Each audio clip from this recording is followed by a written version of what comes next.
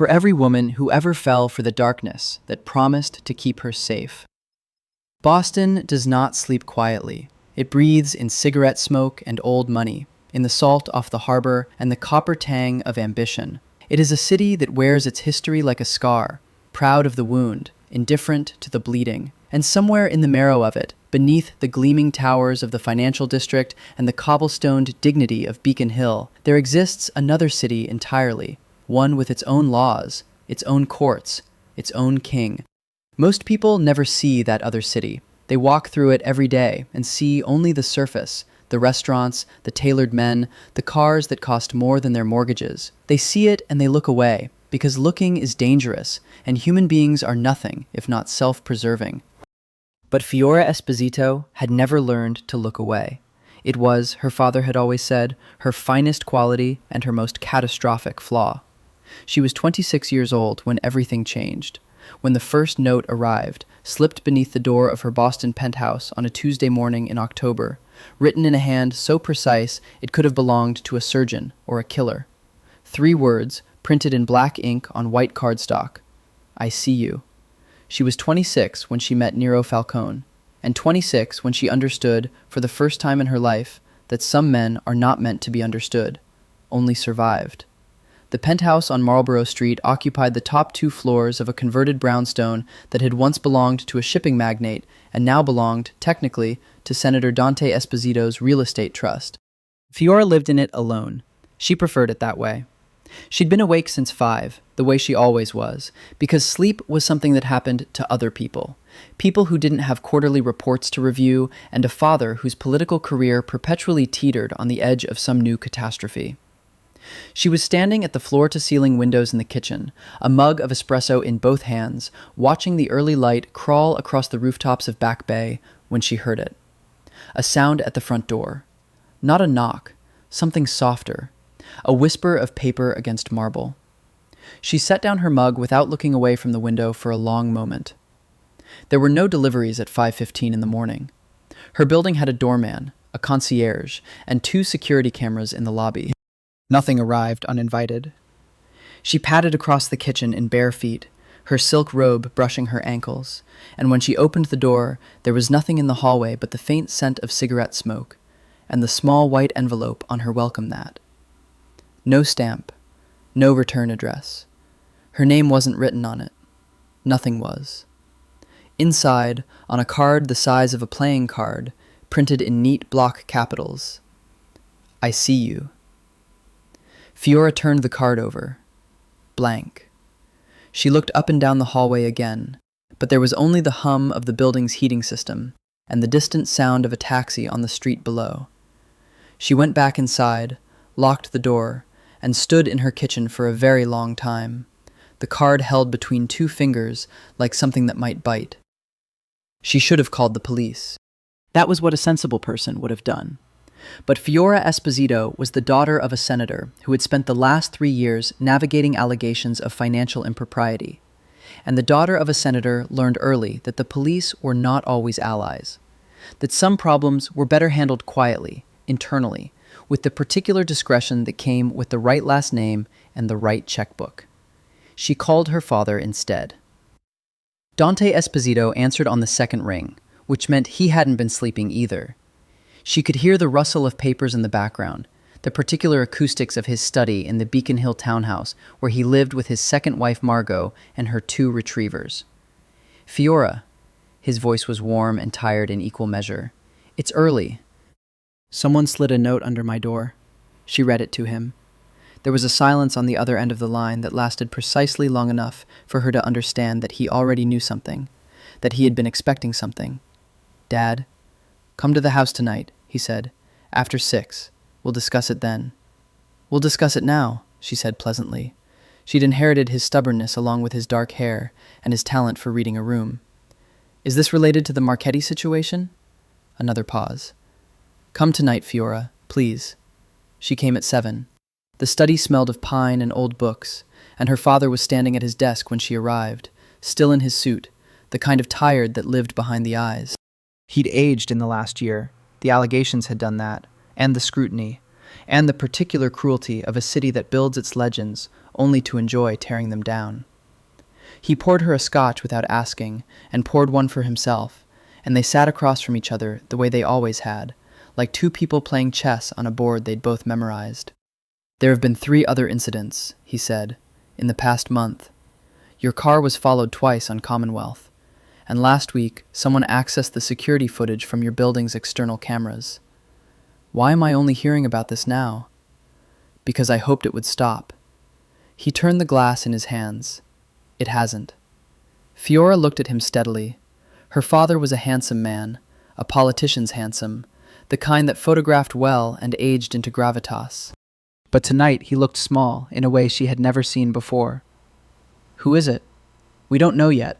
He set the glass down.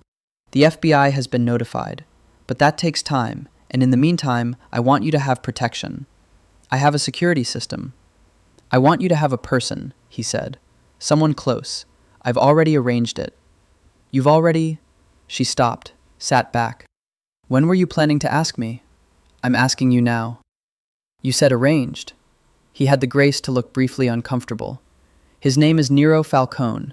He has an excellent background in private security, former military. He comes," a slight hesitation, "highly recommended."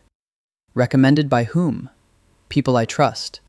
Which told her nothing, which meant it was information he was choosing not to share. Fiora knew that particular inflection of her father's voice, the way she knew her own heartbeat. She'd been hearing it for 26 years. It meant, "I have decided. Please don't ask me to explain." She considered pushing. She considered her empty penthouse and the white card sitting on her kitchen counter, and the cold, flat certainty in those 3 words. "Fine," she said. 1 month, and he stays out of my way." Her father smiled at her, the warm, practiced smile of a man who had just gotten what he wanted. "He starts Monday." She drove home through the October dark, thinking about the way her father had said arranged, and the strange thing she'd seen in his face when he spoke the name. Not pride, exactly. Something more complicated than that. Something she would not identify then, because she was not yet in possession of the right information. She would be, soon enough.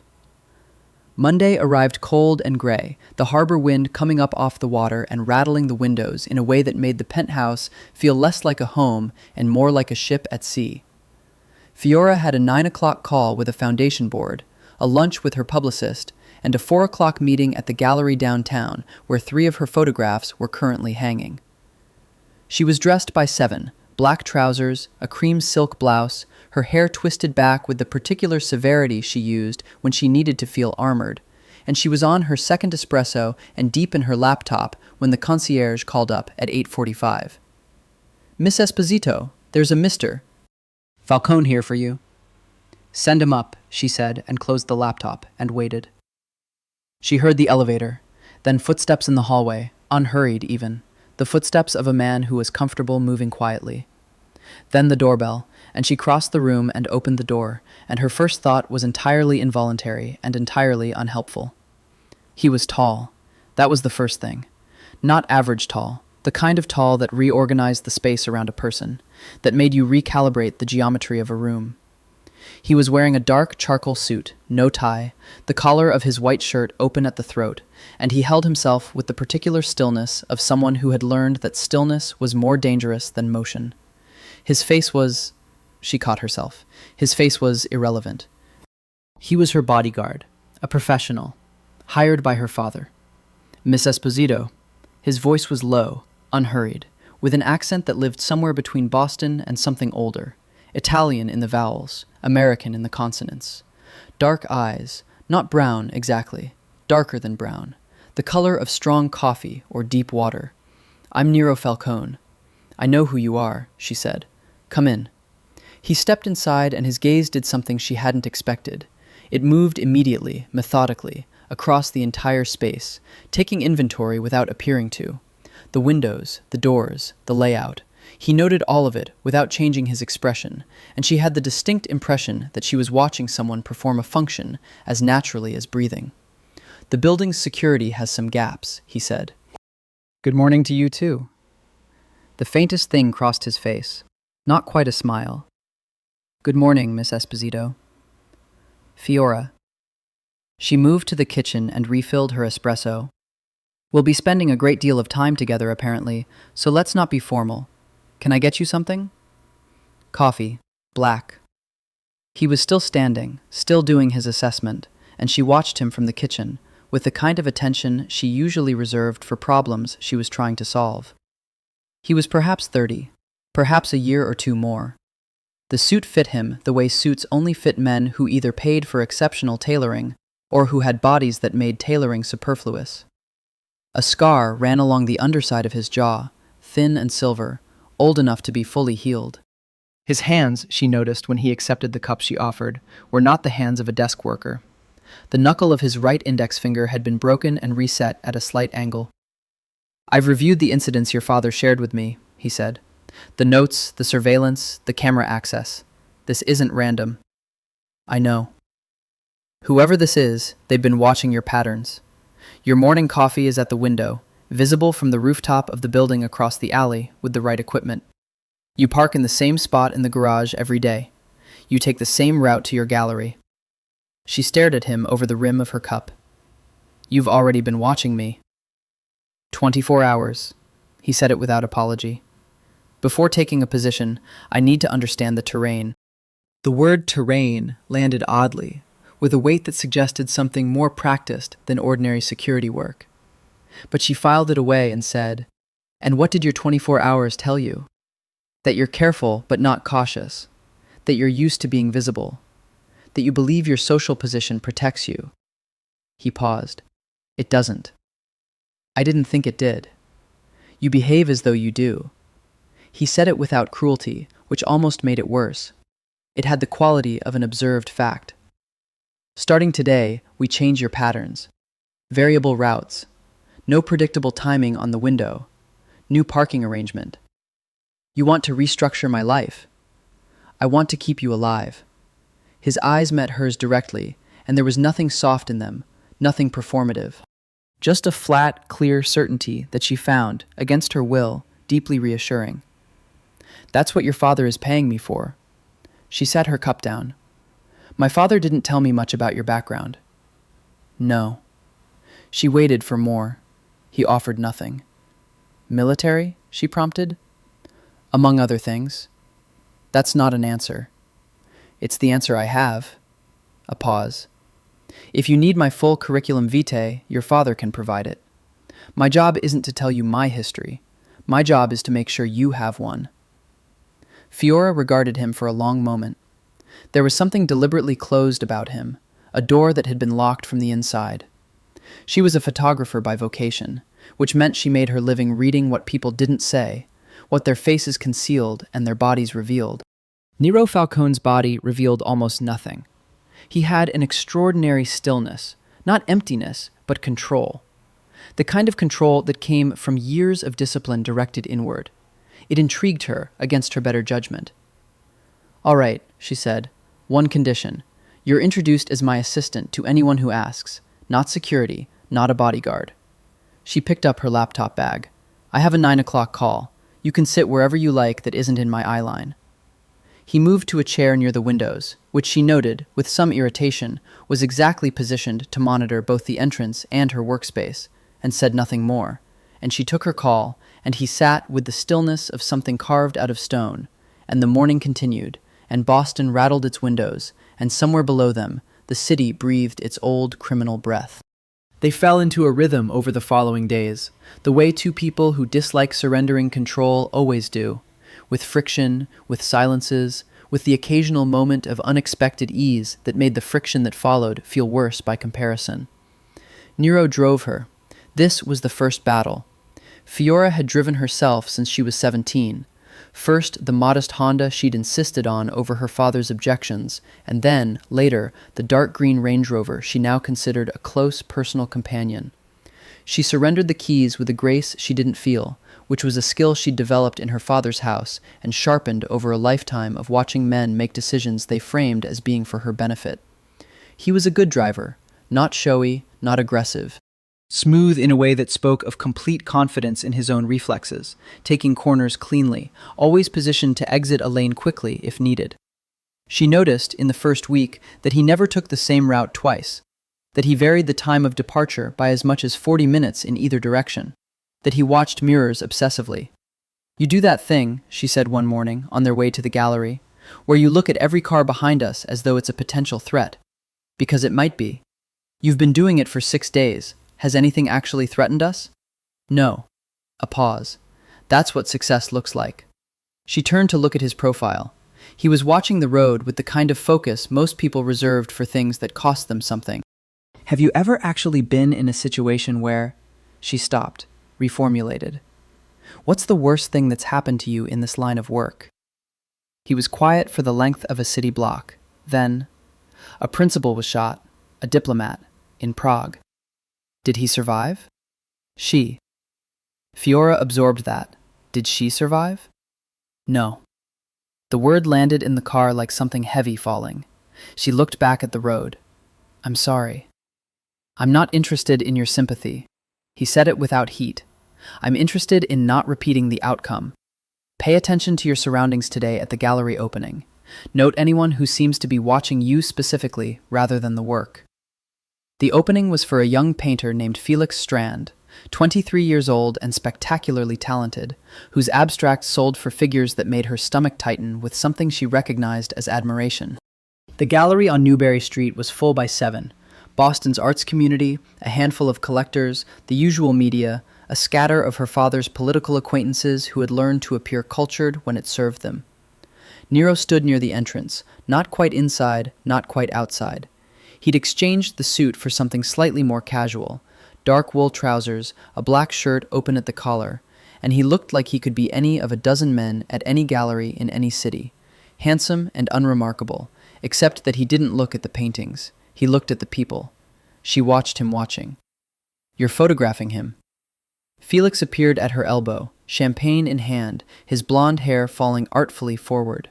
He was Dutch, with the particular confidence of someone who had learned early that his talent was real. He nodded toward Nero. "That man by the door." "I don't have my camera." "Your eyes are doing it." Felix smiled. "He's worth a picture. Very strong face.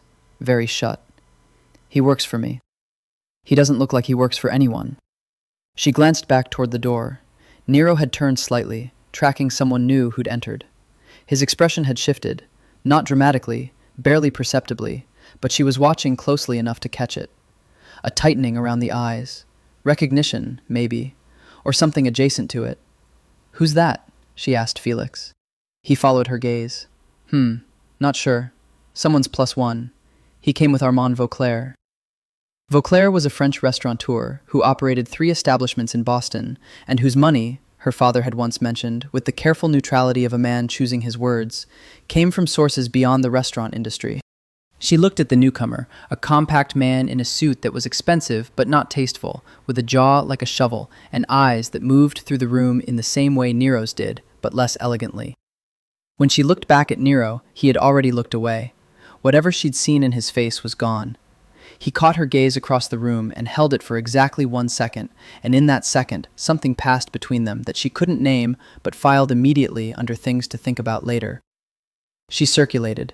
She spoke to Felix and to collectors and to the journalist from the Globe who wanted her comment on her father's upcoming re-election campaign, to which she gave the pleasant, practiced non-answer she'd perfected at 16. And all the while she was aware, with the peculiar accuracy of new attention, of Nero's position in the room, of the way the air seemed to organize itself slightly differently around him, of the way people moved without knowing why, giving him a slightly wider berth than they gave anyone else. In the car afterward, she said, "The man who came in with Vauclair." A beat. "What about him? You know him?" The pause was very brief.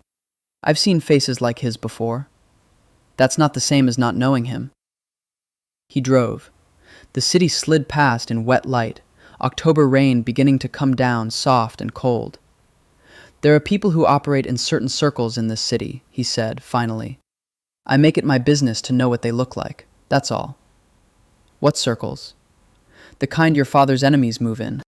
He said it smoothly, and it wasn't entirely false, and it wasn't entirely true, and she heard the seam between those two things as clearly as she heard the rain, but she let it lie, for now. She let it lie, and she watched the rain, and she thought about the way his jaw had tightened for one fraction of a second at the sight of that man's face, and she thought, there is a story here I don't have all the pages of yet. The second note arrived on a Wednesday. This time it was in the lobby, left with the concierge by a courier who had disappeared before anyone thought to ask his company. The envelope was addressed to her in the same block capitals. Inside, a photograph. Not her. Her father, taken through a long lens on the steps of the State House last Thursday, and printed across the bottom in the same precise hand. Does he know what he owes? She showed it to Nero without speaking. She watched his face while he read it, the photograph, the words. That stillness of his intensified. A muscle moved in his jaw. Your father has enemies related to a business matter, he said. The Marchetti situation. She stared. I mentioned that name once, weeks ago, on the phone with my father. I researched comprehensively, he said, and handed the photograph back. What do you know about the Marchetti situation? Enough to understand why someone might be doing this. That's not enough for me. He looked at her for a moment. His eyes, in the afternoon light from the penthouse windows, were the precise color of a winter lake, dark and still, and with something moving far beneath the surface. Your father borrowed from people who were not forgiving creditors, he said. When his development deal in the seaport fell through 3 years ago, the private financing he'd arranged, it didn't come from a fund. It came from a family. A family. She understood the word in its second meaning, the Marchetti family. There are various families in this city. The Marchettis were one. They've been paid back in full, legally. But there's a faction that believes the debt included certain introductions, political access. Your father didn't deliver on that understanding. How do you know any of this?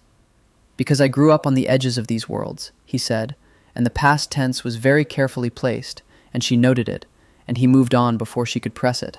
I'm going to reach out to some contacts. We may be able to identify who specifically is behind the notes. In the meantime, I'd like you to stay above the 10th floor in this building when you're home. The windows below that line are accessible from certain positions on the adjacent rooftop. She sat down. It felt, suddenly, like a situation with walls.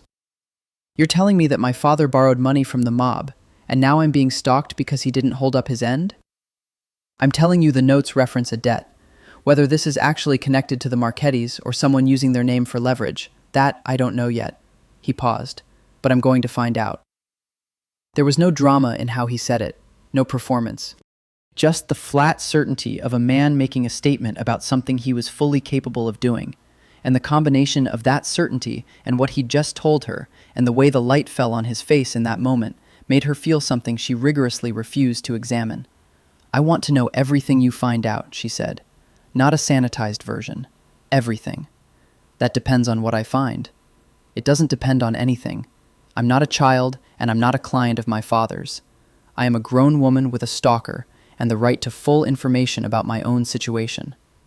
He considered her with an expression that was not quite respect, but was in the neighborhood of it. All right, he said.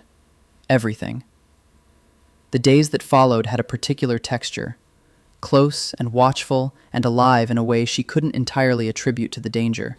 She was used to living alone, to the penthouse's high-ceilinged solitude, to the long mornings with her coffee and her camera and the light on Boston's rooftops.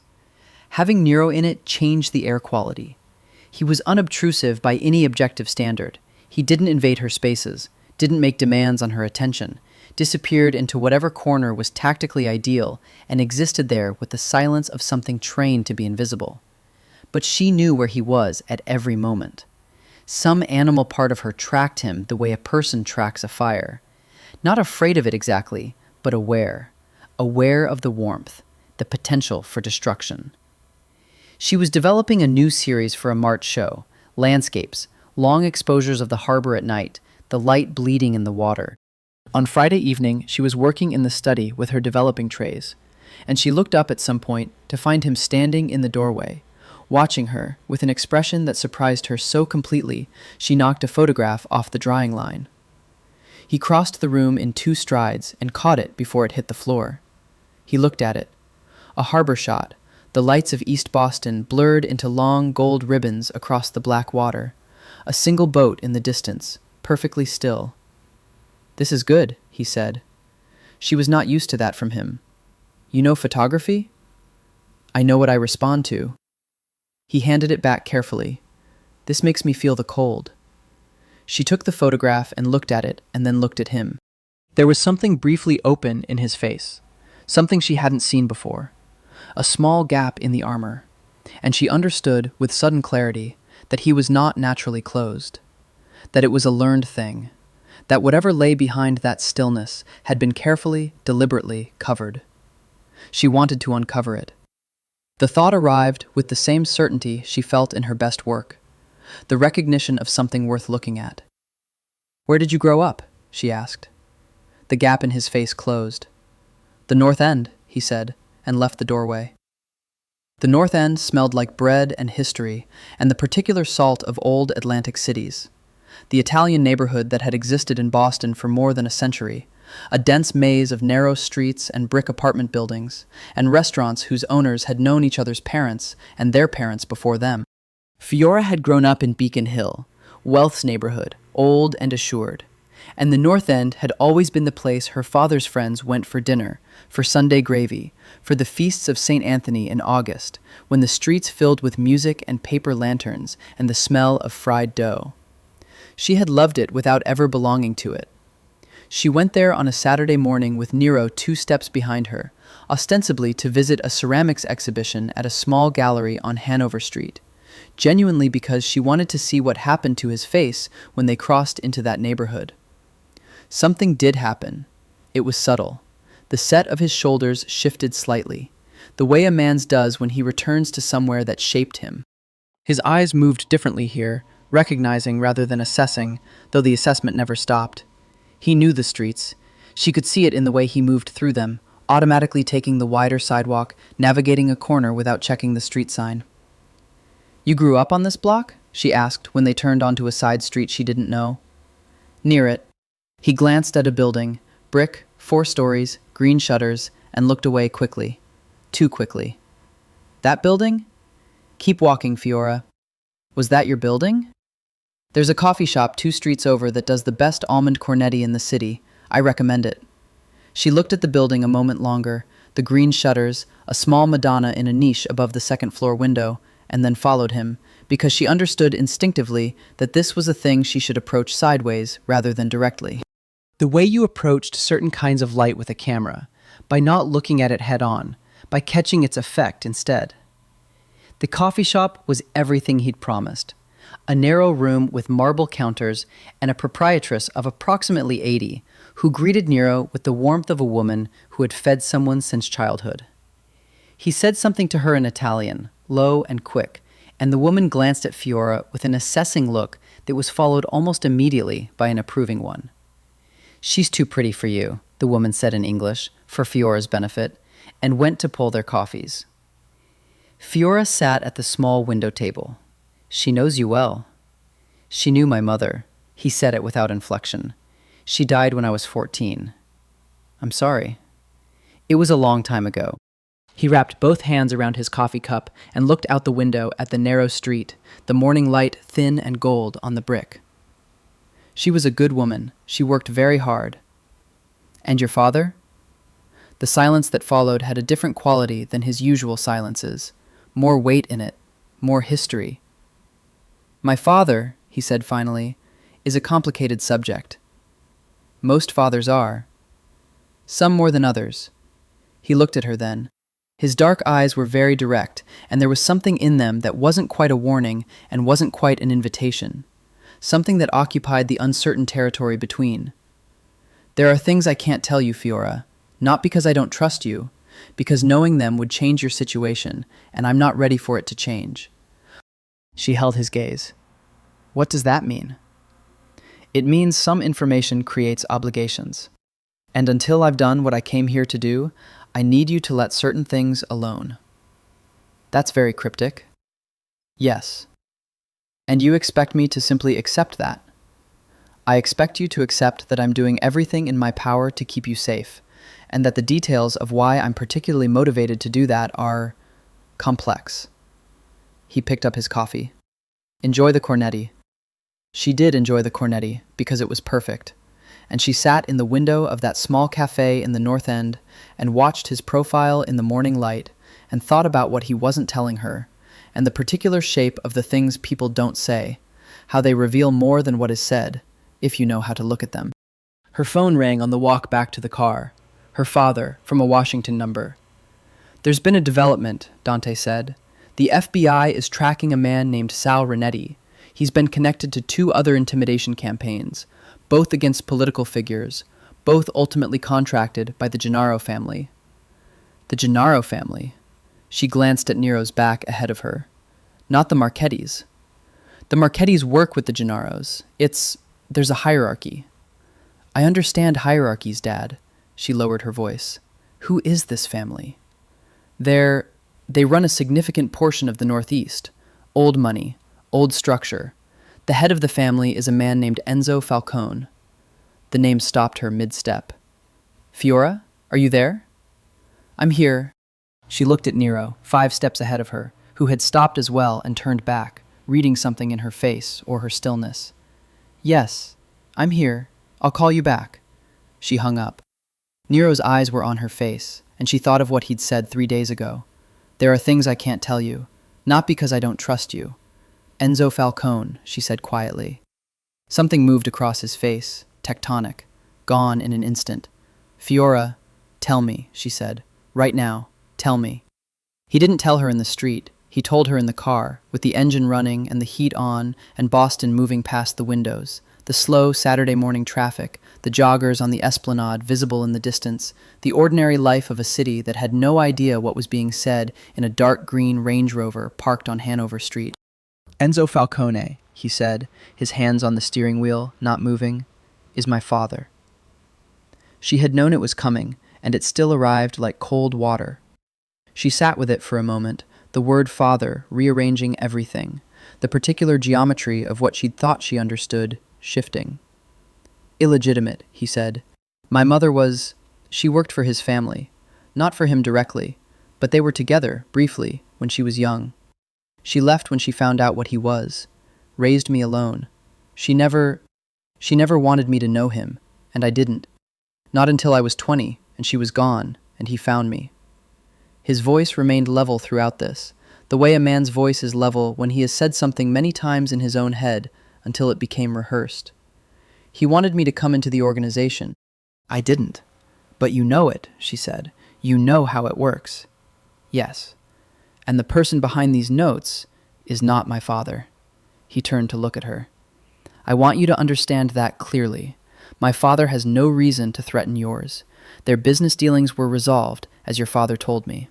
This is someone using the family name or structure for leverage, likely one of the Gennaro faction, which has been in conflict with the Falcones for 2 years over territory in the seaport. Your father's political contacts are useful to both sides. Someone believes he owes a debt that predates the financial resolution." She absorbed this. "And my father hired you knowing who you are." "Your father hired me because of who my father is." He said it simply. "Because someone with a direct line into the Falcone structure is the most effective possible deterrent. If whoever is behind this knows that Enzo Falcone's son is protecting you, it complicates their position. Yes. My father is using you as leverage." A pause. "I agreed to it." "Why?" He was quiet for long enough that she thought he wasn't going to answer. The heat hummed. A couple walked by on the sidewalk, arm in arm, their breath visible in the cold. "Because you're not your father's political chess piece," he said. "You're a person who has nothing to do with any of this, and you're in danger because of decisions made by men, and I find that—" Another pause, during which he seemed to be deciding how honest to be. "Unacceptable." Fiora looked at him for a long time, at the clean line of his jaw, the broken knuckle, the controlled, careful hands on the steering wheel. "How long have you known about the Gennaro connection, that they're behind the notes?" "Suspected since the first week. Confirmed this morning, before you called your father.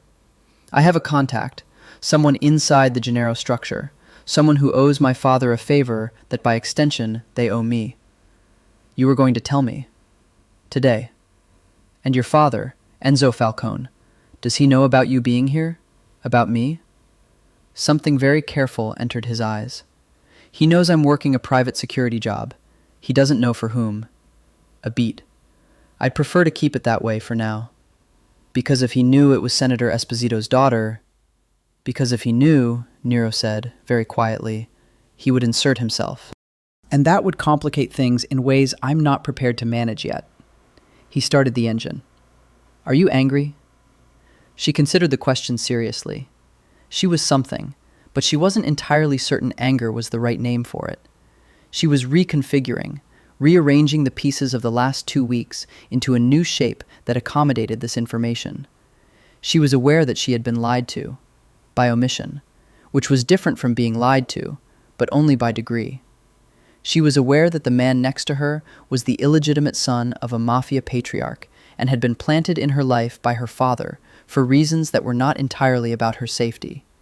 She was also aware that none of this changed the way he'd caught that photograph before it hit the floor.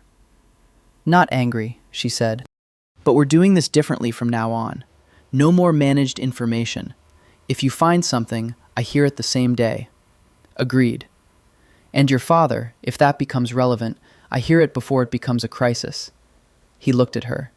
Agreed. She nodded once, and he pulled into traffic, and the city moved around them, and she sat in the passenger seat of her own car, being driven through her own neighborhood by a man whose father ran the criminal architecture of the Northeast, and she thought, this is either the most dangerous thing that has ever happened to me, or the most interesting, and she was not entirely sure which would prove worse. The October Gala at the Fairmont was her father's event, an annual fundraiser for his foundation, the Esposito Legacy Initiative, which did genuine good work in education, and which also served as the most convenient gathering of Boston's political and financial class that the calendar offered. 300 guests, a string quartet, and more money per table than most families in the city saw in a year. Fiora wore black, floor-length velvet, off the shoulder, her hair down for the first time since this began, falling in dark waves to her shoulder blades.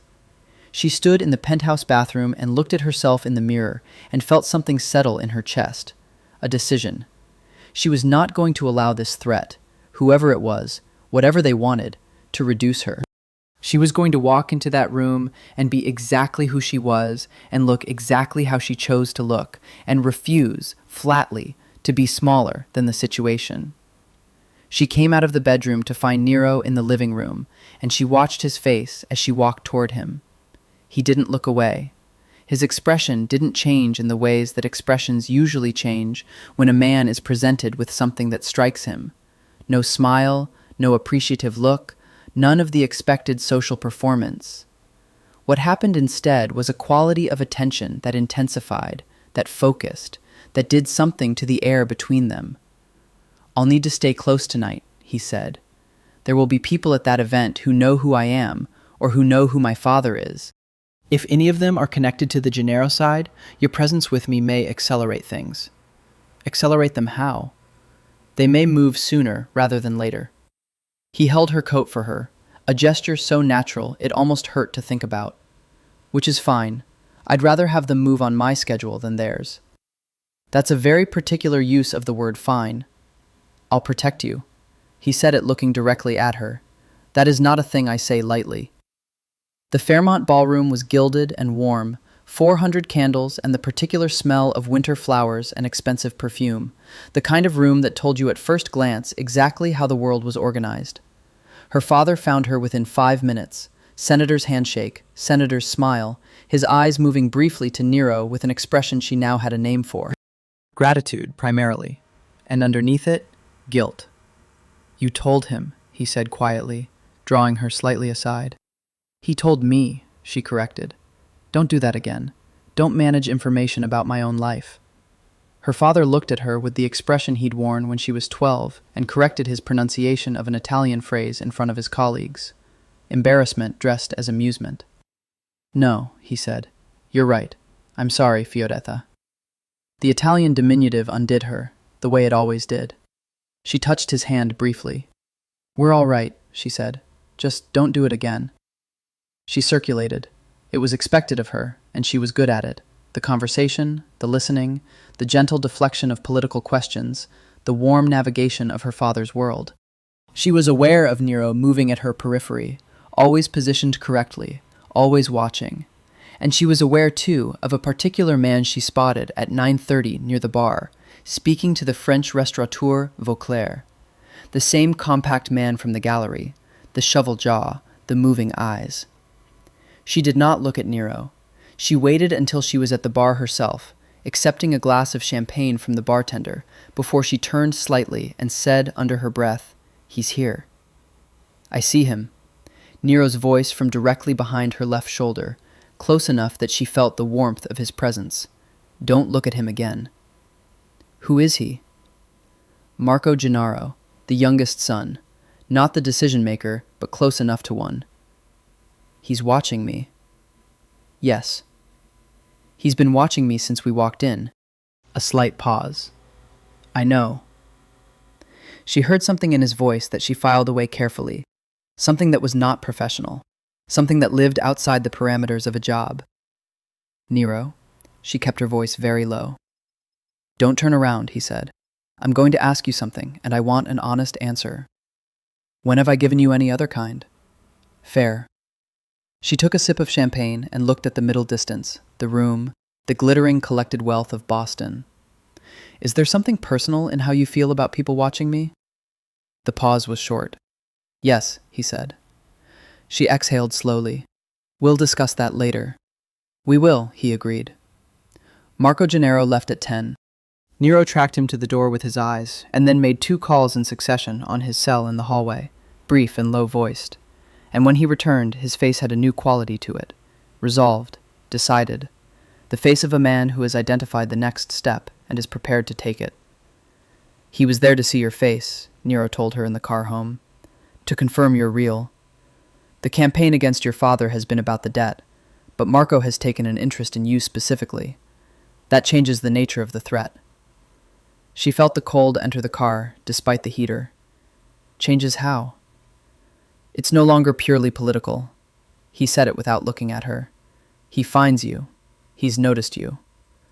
The word "noticed" arrived with a weight that made her understand it meant something more than interest in her as a political asset. "Ah," she said. "I won't let that develop into anything," he said, and there was nothing professional in his voice at all now, just the flat, certain sound of a decision already made. "I need you to trust me on that."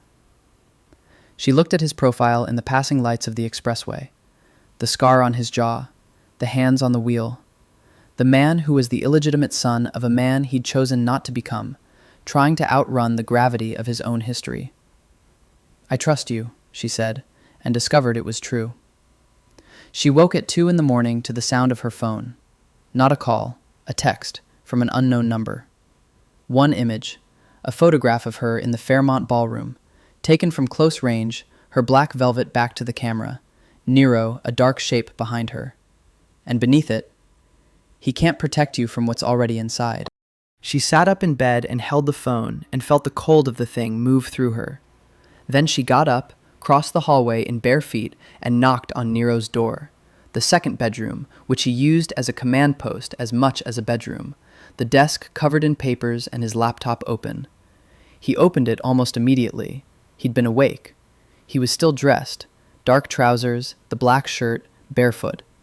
Something about the feet made him briefly human in a way the suit didn't. She held up the phone. He read it. He looked at her face. "Come inside," he said. She sat on the edge of the desk while he pulled up something on his laptop. His focus was absolute. She watched his hands on the keyboard, efficient and quick. He'd taken the phone and was running something on it, some trace or analysis she didn't have the technical vocabulary to name. "They're inside my building," she said. "Or they were tonight."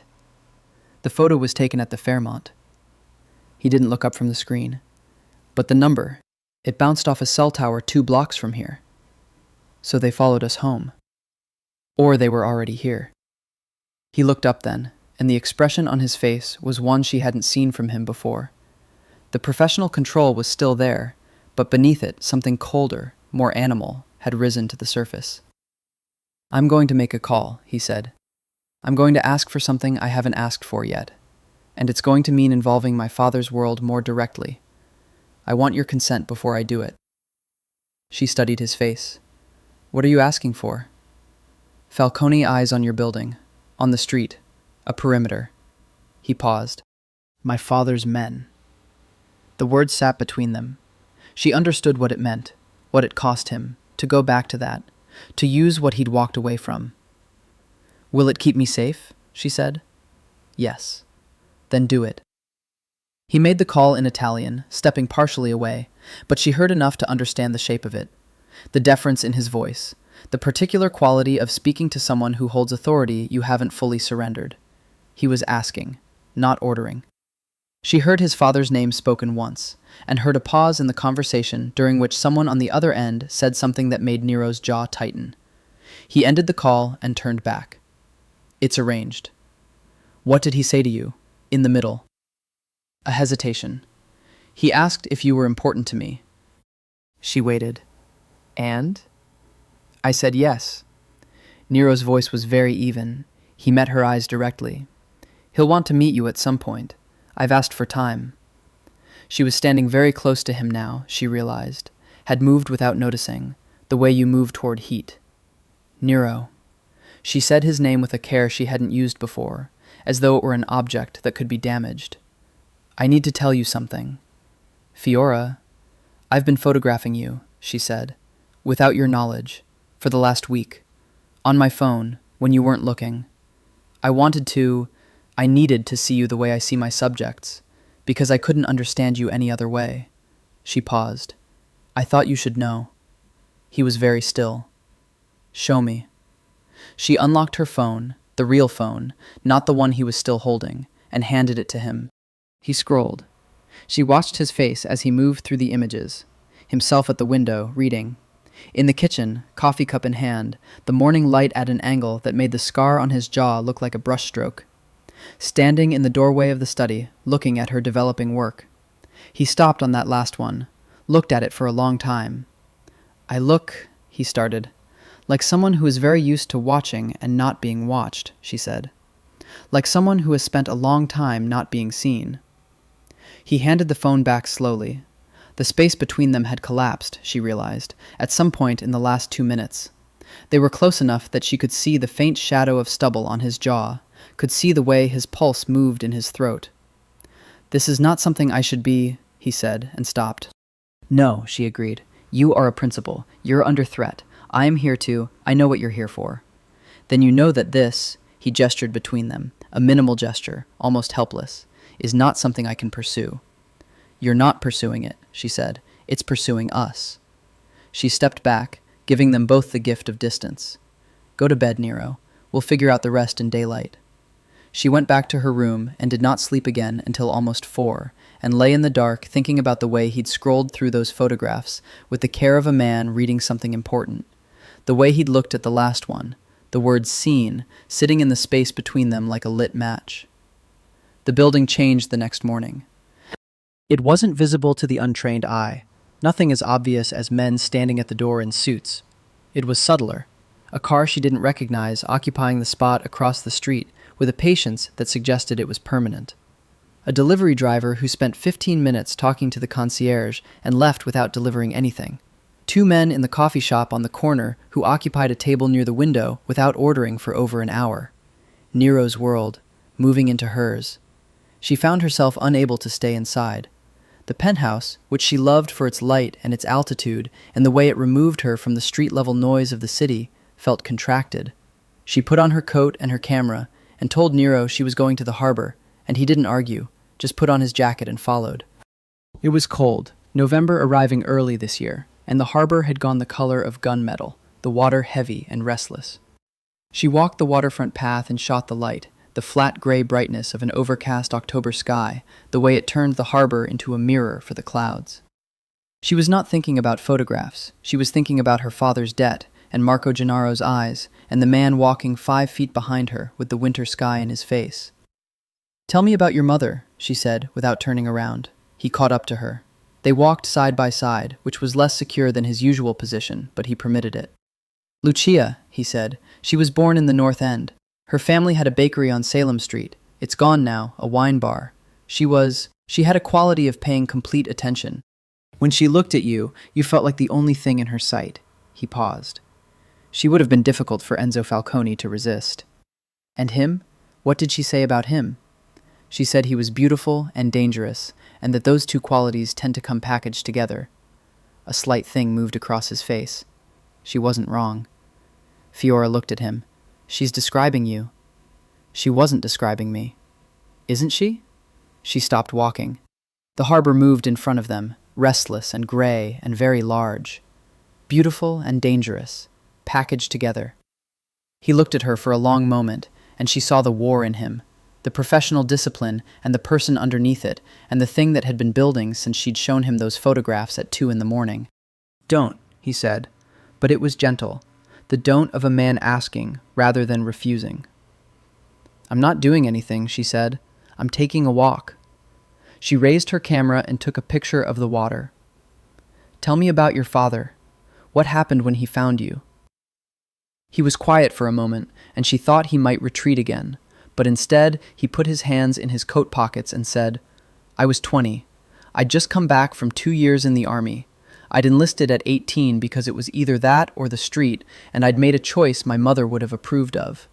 And I was working a security job at a hotel downtown, the Marriott on Long Wharf, and one evening a man came in and sat in the lobby and waited for my shift to end, and then introduced himself as my father. What did you feel? Nothing at first, then rage, then, he exhaled, curiosity, which was the dangerous part. He watched the water. He's a compelling man, Enzo. He has a kind of gravity. You understand very quickly why people follow him, why the structure holds together around him. He wanted me in it. He saw something of himself in me, and I think he felt something like guilt about my mother, and I was the way to resolve it. He paused. I worked for him for 18 months. I learned the whole structure, the finances, the connections, the security apparatus, and then I walked away. Why? Because I met a man whose hands were cut off for skimming $4,000. His voice was perfectly level, and I understood that I could not spend my life in a structure where that was acceptable. He looked at her. My father respected it, the walking away. He said it was what he would have done if he'd been stronger. A pause. I don't know if I believe him. She lowered her camera. The story had the quality of something very carefully preserved, held against the cold in the same way the city held its history, present, under the surface, accessible if you knew where to look. Do you love him? She asked. The question surprised him. She could see it. I don't know, he said. I know I understand him. I know what we share. He glanced at her. I know it doesn't disqualify me from choosing differently than he did. She nodded slowly. They stood in the cold and watched the water, and the city moved behind them, and eventually she raised her camera and took a photograph of the two of them reflected in a puddle of harbor water, her and the dark shape of him behind her, blurred and gray and very close. Her phone rang.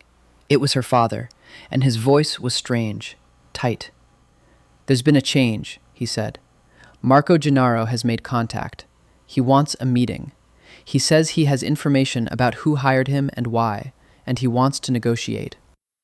She relayed this to Nero, with her eyes on his face as she listened to her father speak.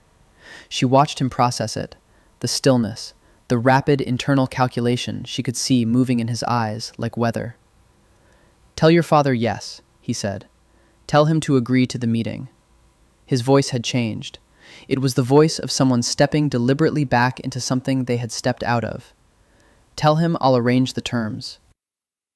The location Nero chose was a restaurant in the South End, a place called Antico, small and Italian and excellent, owned by a man named Tomas Rinaldi, who had the kind of relationship with Nero that existed in the spaces between words. They arrived an hour before Marco Gennaro was expected, and Nero spent that hour in conversation with Rinaldi that produced 3 men who positioned themselves at the bar and the door with the practiced casualness of people who had done this before. Fiora sat across from Nero at a corner table and felt the room differently than she had felt rooms before, with the particular heightened attention of someone who understands they are in the operational version of something rather than the social version. You don't have to be here, he said. I'm the reason for the meeting. You're the subject of the meeting. That's different. I want to see him, she said. I want to see the face of the person who's been sending those notes. I want to look him in the eyes. Something moved in Nero's face. Why? Because that's how I stop being afraid, she said. Not by not seeing, by seeing completely. He looked at her for a moment, the full weight of his attention, which she was learning was a significant thing, and then nodded once. Marco Gennaro arrived at 8 with one man. A courtesy, Nero explained, a signal that this was intended as a genuine negotiation rather than a provocation. He was smaller than she'd expected, now that she was close to him, with sharp, intelligent eyes and a mouth that curved easily into a smile that didn't reach them. He was perhaps 40, well-dressed, with the particular grooming of a man who spends money on his appearance because appearance is currency. He saw Fiora, and his face shifted in a way that confirmed what Nero had told her, an appreciation that was more personal than professional, that had specific rather than general quality. She held his gaze steadily. Miss Esposito, he said, settling into the chair across from them. You are more beautiful than your photographs. You've been taking a lot of those, she said, a small smile. A precaution. He looked at Nero, and something else moved in his face then. Something careful, something that recalibrated. Falcone. Gennaro. Nero's voice had none of its usual texture. It was flat, almost businesslike, the voice of a man in a meeting. I didn't know you were involved, Marco said. That changes certain calculations. That was the intention. Nero leaned back in his chair. The notes stop. The surveillance stops. Whatever arrangement you believe Senator Esposito failed to honor, it goes through a different channel. Political access is not a currency he can legally trade, and pressing that debt through intimidation of his daughter is not a strategy that ends well for anyone. Marco looked at him steadily. Your father knows you're doing this. My father has his own views. His own views include not wanting conflict with us over, a glance at Fiora, a civilian. I'm gratified that we agree, Nero said. The senator's debt is real. It's being renegotiated through legitimate channels, Nero said. A political consulting arrangement. His office has been approached. This is a cleaner resolution than the alternative. Marco was quiet for a moment. His eyes moved to Fiora again with that personal quality she'd identified, and she didn't flinch from it. You have a very interesting protector, he said to her. He's adequate, she said, and Marco surprised her by laughing, a brief, genuine sound that transformed his face briefly into something almost likable. She's extraordinary, he said to Nero. I see why. Nero's expression didn't change, but something in his body did, a quality of attention narrowing to a point. The campaign ends, he said. Tonight. Tonight, Marco agreed and stood. A pleasure, Miss Esposito. I'm sorry for the alarm. He glanced once more at Nero. Your father will hear this went cleanly. He left. The men at the bar relaxed fractionally. Rinaldi appeared from the kitchen with a bottle of wine he poured without being asked, and disappeared again. Fiora looked at Nero across the table. He was still watching the door through which Marco had left, and she could see the decompression happening in him, the held tension releasing, muscle by muscle. Is it over? She said. The threat from that direction, yes. He picked up his wine glass. Whether there's residual risk from others in that faction, I'll know within 48 hours. He drank. You were very calm. I was terrified, she said. But I've learned that terror and calm are not mutually exclusive. He set the glass down and looked at her across the table, and the restaurant moved around them, the other diners, the quiet music, the particular warmth of a room in which good food was being cooked and people were safe, and she felt, very clearly, the specific quality of the moment, its pivot nature, what it was before and what it would become after. I said yes, she said, when your father asked if you were important to me. What did you say exactly? He paused. I said you were important. To you. Yes. His eyes were very direct. To me. And when is it that we get to talk about that? She said. The professional circumstances, the threat, they're resolving.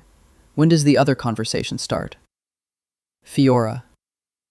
Her name in his mouth had a quality she'd been cataloging for weeks, the specific way he said it, as though it were something he held carefully.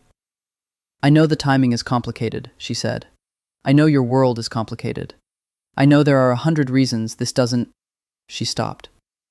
"But I've been taking pictures of you for a week, Nero, and I can't make myself stop, and that means something. It always means something." He looked at her across the white tablecloth, with the candlelight between them and his wine untouched, and the restaurant moving around them like it didn't matter. "Not yet," he said. "A few more days. Let me close the professional piece completely. Then—" A pause, during which she saw something real, unguarded, briefly visible. "Then yes." She nodded. She could wait a few more days. She had been waiting, after all, without knowing what she was waiting for considerably longer than that.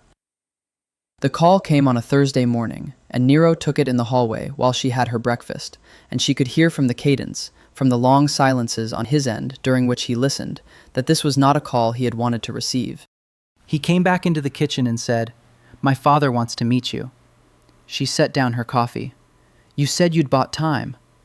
"The 48 hours I requested became 24. He said it without self-pity. He has connections in the Gennaro structure. Marco told someone. It reached him. A pause. "I can refuse. I want to be clear that I can refuse this. But it would cost you something. Several things." She looked at him.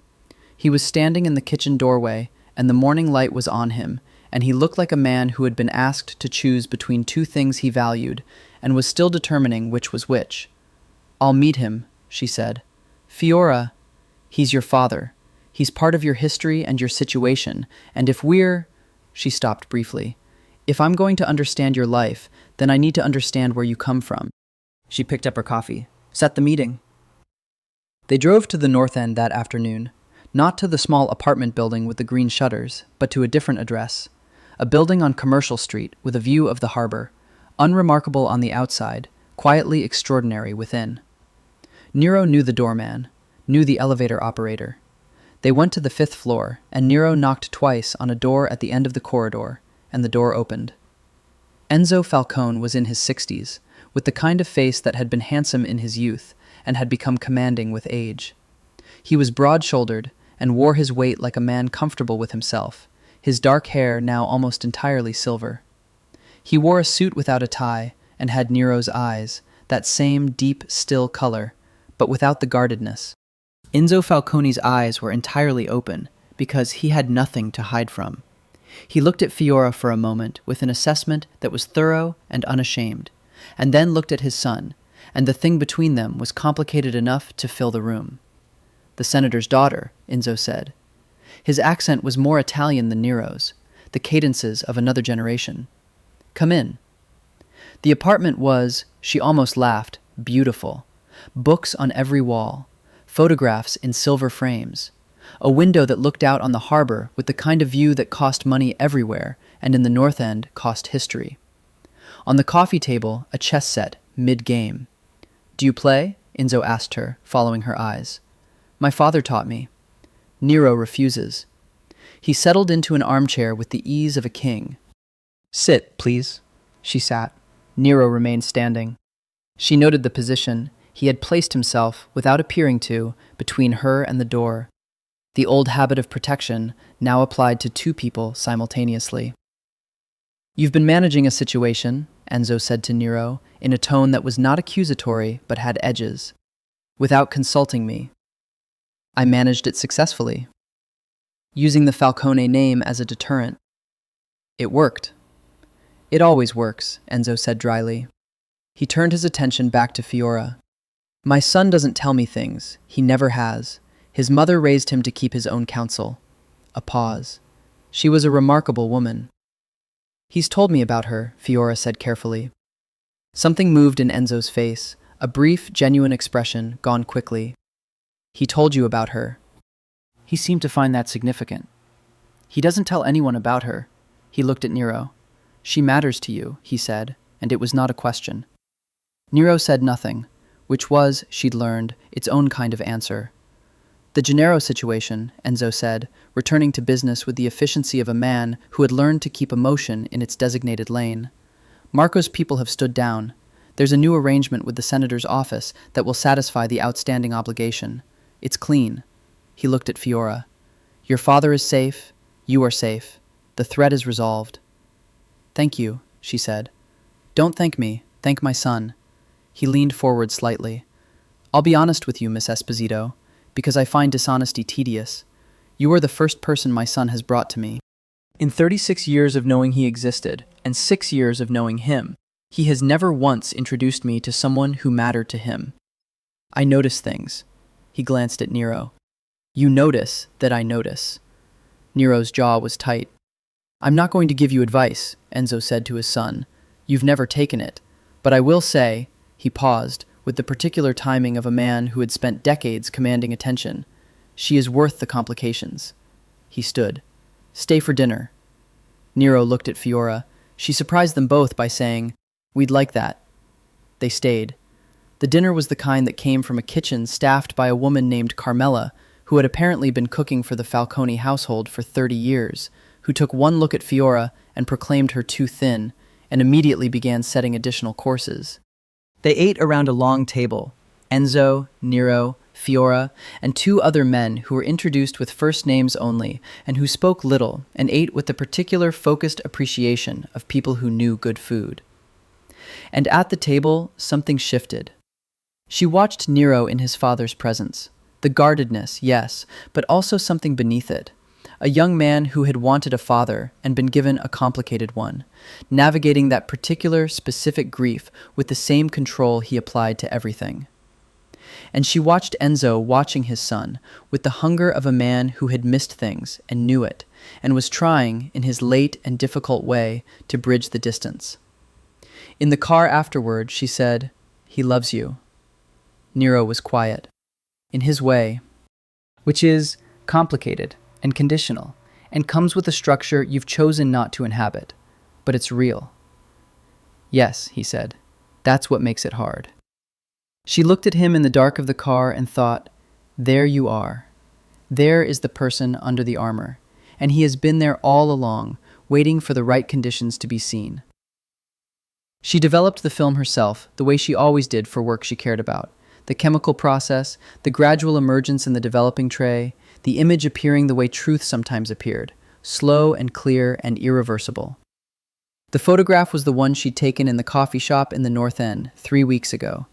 Nero at the window, his coffee in both hands, his face turned slightly away from her, the morning light coming in hard and golden from the left. She hadn't known when she took it that it was the best thing she'd shot in a year. She clipped it to the drying line and stood in the red light of the dark room, the closet she'd converted off the study, and looked at it. He was looking away from the camera, which meant she'd caught something he hadn't offered.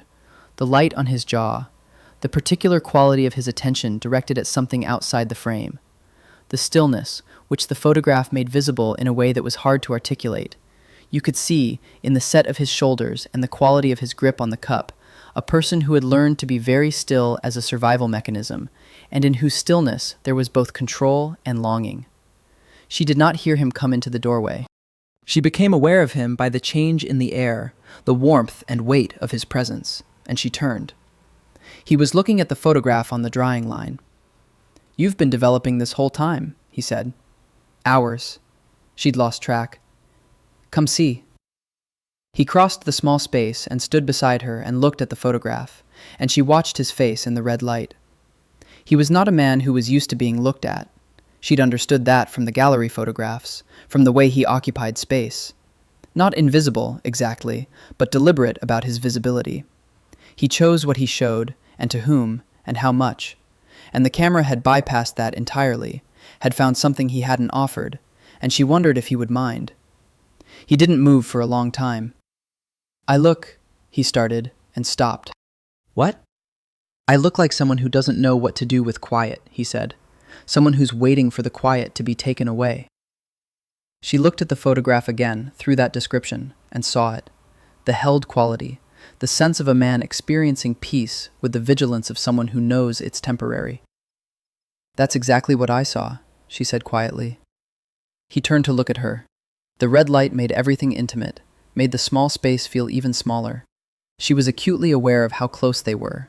The drying photographs brushing the air above them, the chemical smell, the heat of the dark room. The professional circumstances, he said. They're closed. She understood what he was saying. Marco's people have stood down. Your father's threat is resolved.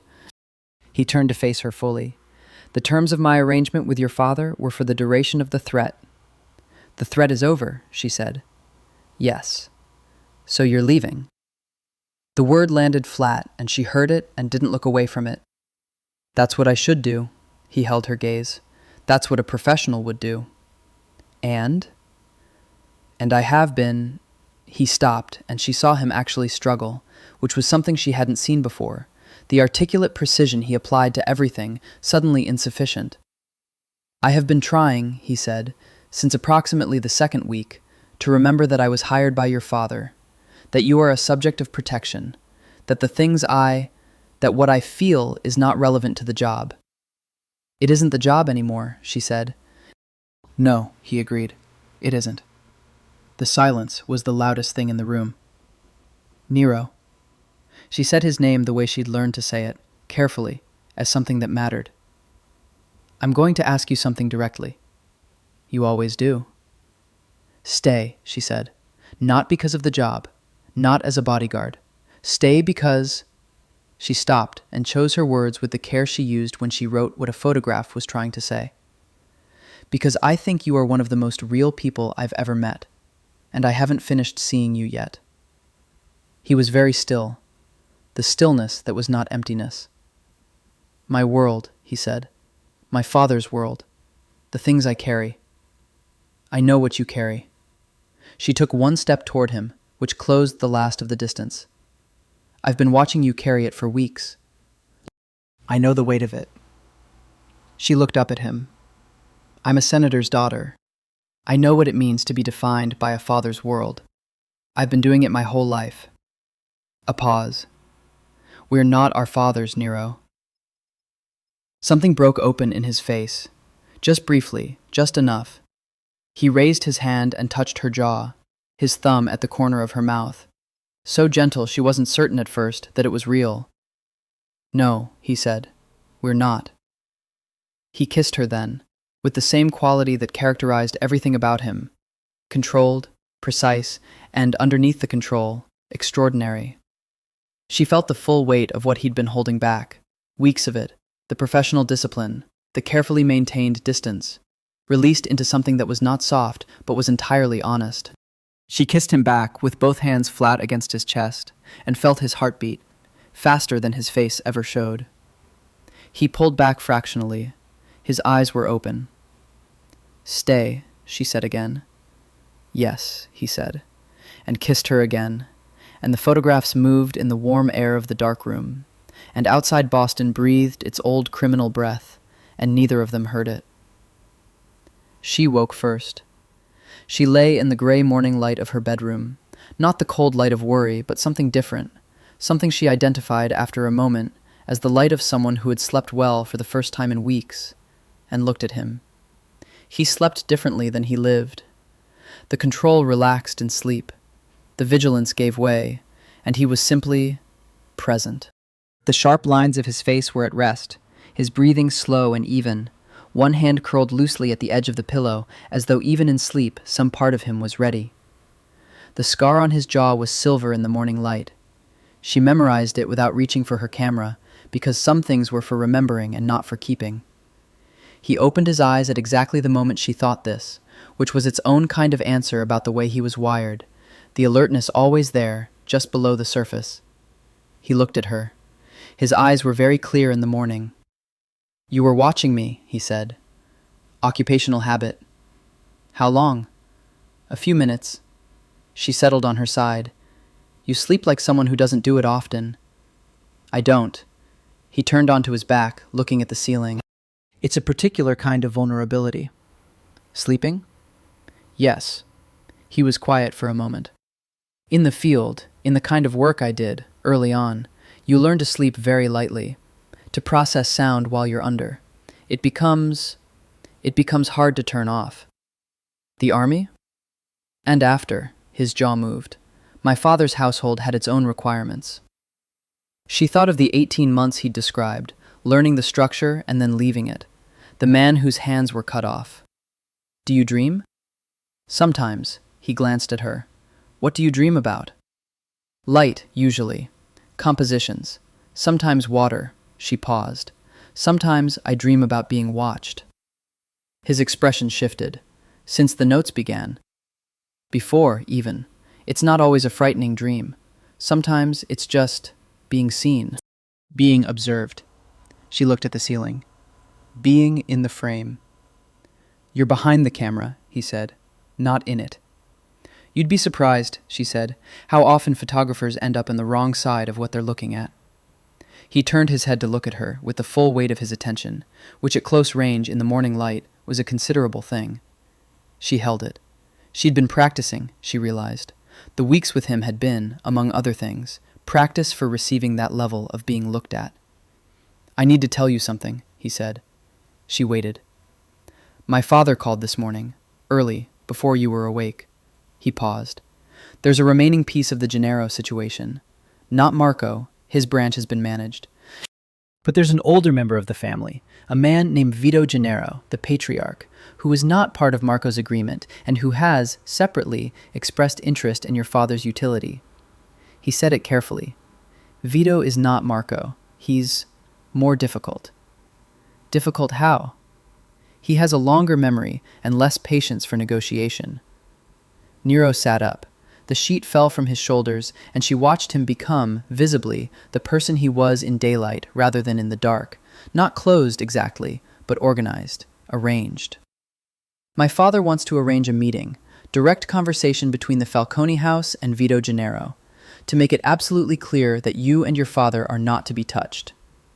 And Enzo's position carries enough weight. In the Northeast, yes, absolutely. He looked at her. But it will require me to attend, as a Falcone.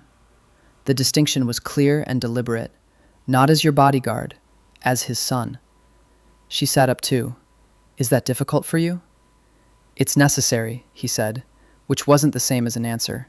Nero, she touched his arm lightly, is that difficult for you? He looked at her hand on his arm for a moment. Yes, he said, because every time I step back into that room, I'm aware that I chose to leave it. And choosing to leave and choosing to step back in are not. They don't cancel each other out. But you'll do it. I'll do it. He looked at her directly. Because the alternative is leaving you exposed, and that is not a thing I'm capable of. She held his gaze. I want to come. No. Nero. No. His voice was very clear. This is not a negotiation. This is not an access to information situation. This is a room full of men who would use your presence as leverage and your face as motivation. And I am not... He stopped, and she heard the thing he stopped himself from saying, and it was considerable. You are not coming to that meeting. She looked at him for a long moment. The force of his conviction was such that she understood immediately that this was not about control or condescension. This was about something very specific and very real that he knew and she didn't. And arguing against it would be the kind of stubbornness that confused independence with wisdom. All right, she said, but I want a full debrief. Everything. Everything, he agreed.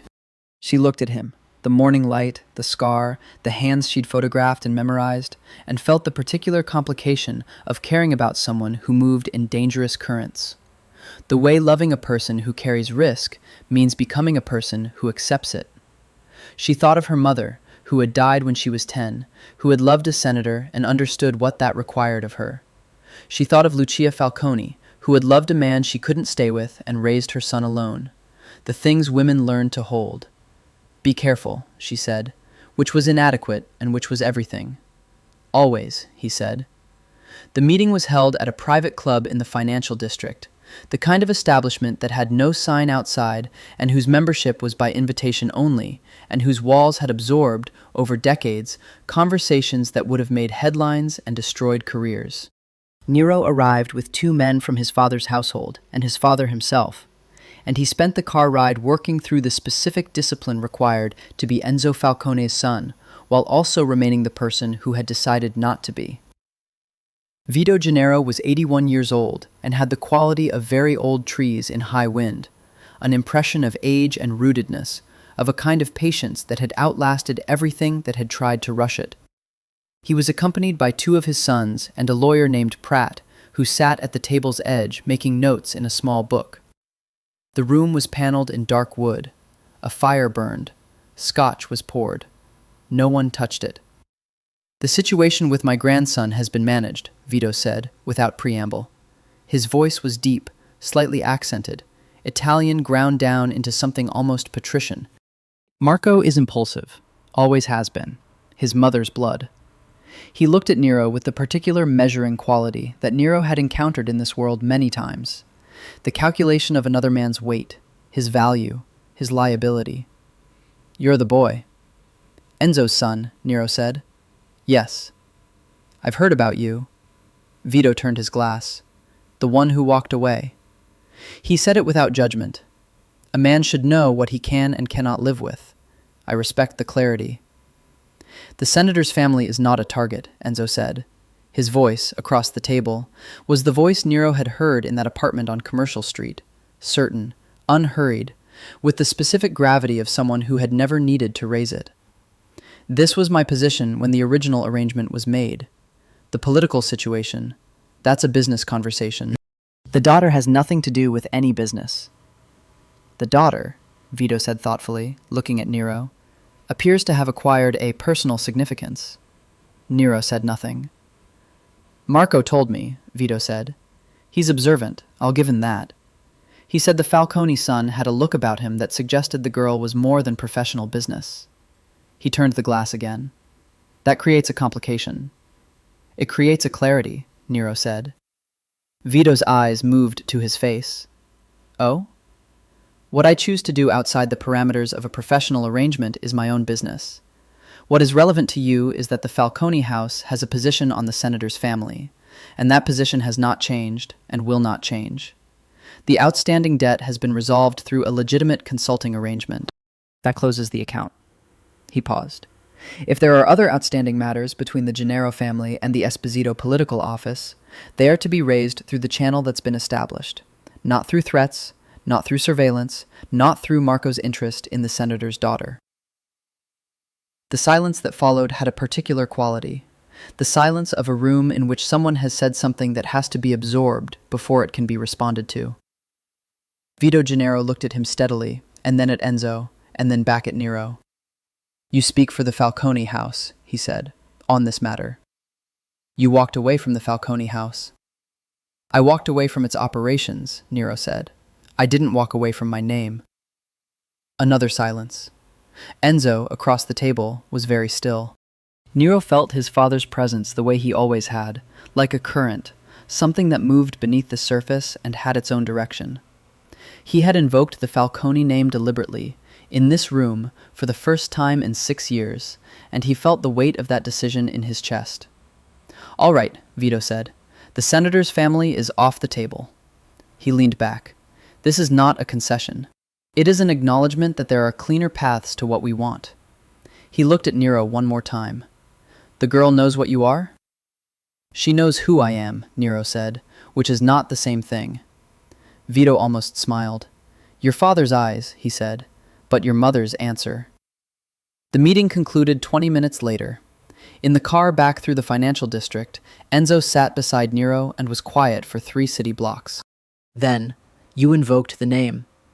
It was the right lever. You swore you never would. I said it was the right lever." Nero looked at his father. "I'm not interested in relitigating that decision. I'm interested in the fact that it worked." Enzo was quiet for another block. "She makes you different," he said. "I noticed it at dinner. You're less contained, in a way that is either very good or very dangerous." "Those tend to be the same thing," Nero said. Enzo looked at him, and what was in his eyes was something Nero had seen only a handful of times. Not the patriarch, not the authority, but the father. The The man who had arrived in a hotel lobby when Nero was 20 and who had been navigating ever since the consequences of having been absent when presence mattered. "Be careful with it," Enzo said. "Care makes you vulnerable. Vulnerable men make mistakes." "I know," Nero said. "But don't be too careful," his father added after a moment. "I was too careful, once. I protected myself instead of the things worth protecting." He looked at the city through the window. "I know what that cost." He told her everything. He sat across from her at the kitchen table in the penthouse that evening, with 2 cups of coffee between them, and walked her through the meeting in the financial district with the same precision he applied to security briefs: the room, the people, the words, the outcome. He did not edit. He did not protect her from the more difficult pieces. He told her about Vito's observation, that Marco had read something personal in Nero's manner at the Fairmont. He told her about invoking the Falcone name. He told her what his father had said in the car. She listened without interrupting, and when he was done, she was quiet for a moment, turning her coffee cup in her hands. "You invoked your name," she said. "For me. For your safety. Those aren't mutually exclusive." She looked at him. 6 years of not claiming it, and you used it tonight. It was the effective tool. "Nero." Her voice was very even and very clear. "I'm not going to let you make that smaller than it is. You did something significant. I'm allowed to acknowledge that." He was quiet. "Thank you," she said simply. He looked at her across the table. She was wearing a dark green sweater, and her hair was loose, and she looked... He had stopped cataloging what she looked like at some point in the last week, because it had become too continuous and too acute to manage. He was aware of her at all times with a specificity that had nothing to do with professional assessment and everything to do with the fact that he had never, in the 32 years of his life, been attached to someone with this quality of tether. It alarmed him and grounded him simultaneously. "Your father called while you were in the meeting," she said. "I know. I saw the missed call." "He's grateful. The consulting arrangement. He says it's a genuine resolution. It gives the Gennaro family what they actually needed, which was economic access, without requiring him to compromise anything political." She paused. "He also said he wants to meet with you. Not as a bodyguard, as himself, whatever that now is. Complicated. He knows who your father is," she said carefully. "He's always known, and his gratitude for what you've done is, I think it's genuine, Nero. He's not a bad man. He's a man who made a bad arrangement and has been managing the consequences for 3 years." "I know," he looked at her. "I don't hold your father's choices against him. I hold..." He stopped. "What?" "I hold it against him that he brought you into it," he said. "That he used you, even indirectly, even without intending to, as currency in a situation that was his to manage. That the notes and the photographs and the fear were the consequence of his deal, and they landed on you." She was quiet for a moment. "He didn't choose that." "No, but he created the conditions for it." He said it, not harshly, but with the precision of a man who has thought this through. "You deserved better insulation from his world." "I know," she met his eyes. "But then I wouldn't have met you." He held her gaze. The kitchen was quiet. Outside, Boston was doing what Boston did, living its double life, the surface and the underneath, the visible city and the one that ran on different rules. "There's something I haven't said," he said. She waited. "I came into this arrangement with an agenda. Your father's protection, yes. Using my father's name as a deterrent, that was part of it. But from very early, the professional motivation and the personal one, they became the same thing." He said it looking directly at her. "I was protecting you because it was the job. And then I was protecting you because the thought of something happening to you was not something I could hold." She looked at him for a long time. "How early?" "The first week," he said. "The photographs you were developing in the darkroom. The way you talked to the painter at the gallery. The way you held that white card with the note on it and refused to look frightened even though you were." He paused. "There was something in you I recognized." "What?" "Someone who learned to be strong in conditions that didn't require strength and did it anyway." He held her gaze.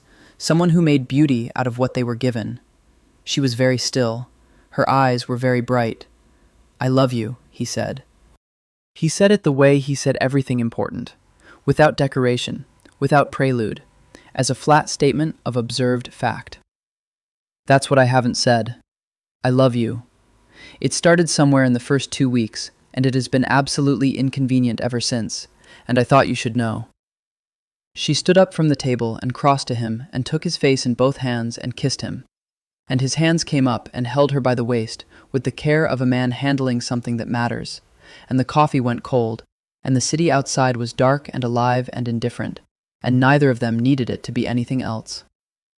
March arrived with the particular aggression of New England springs, still cold, but a cold that had committed to eventually becoming warm, the light-changing quality, lengthening, becoming something that suggested rather than confirmed.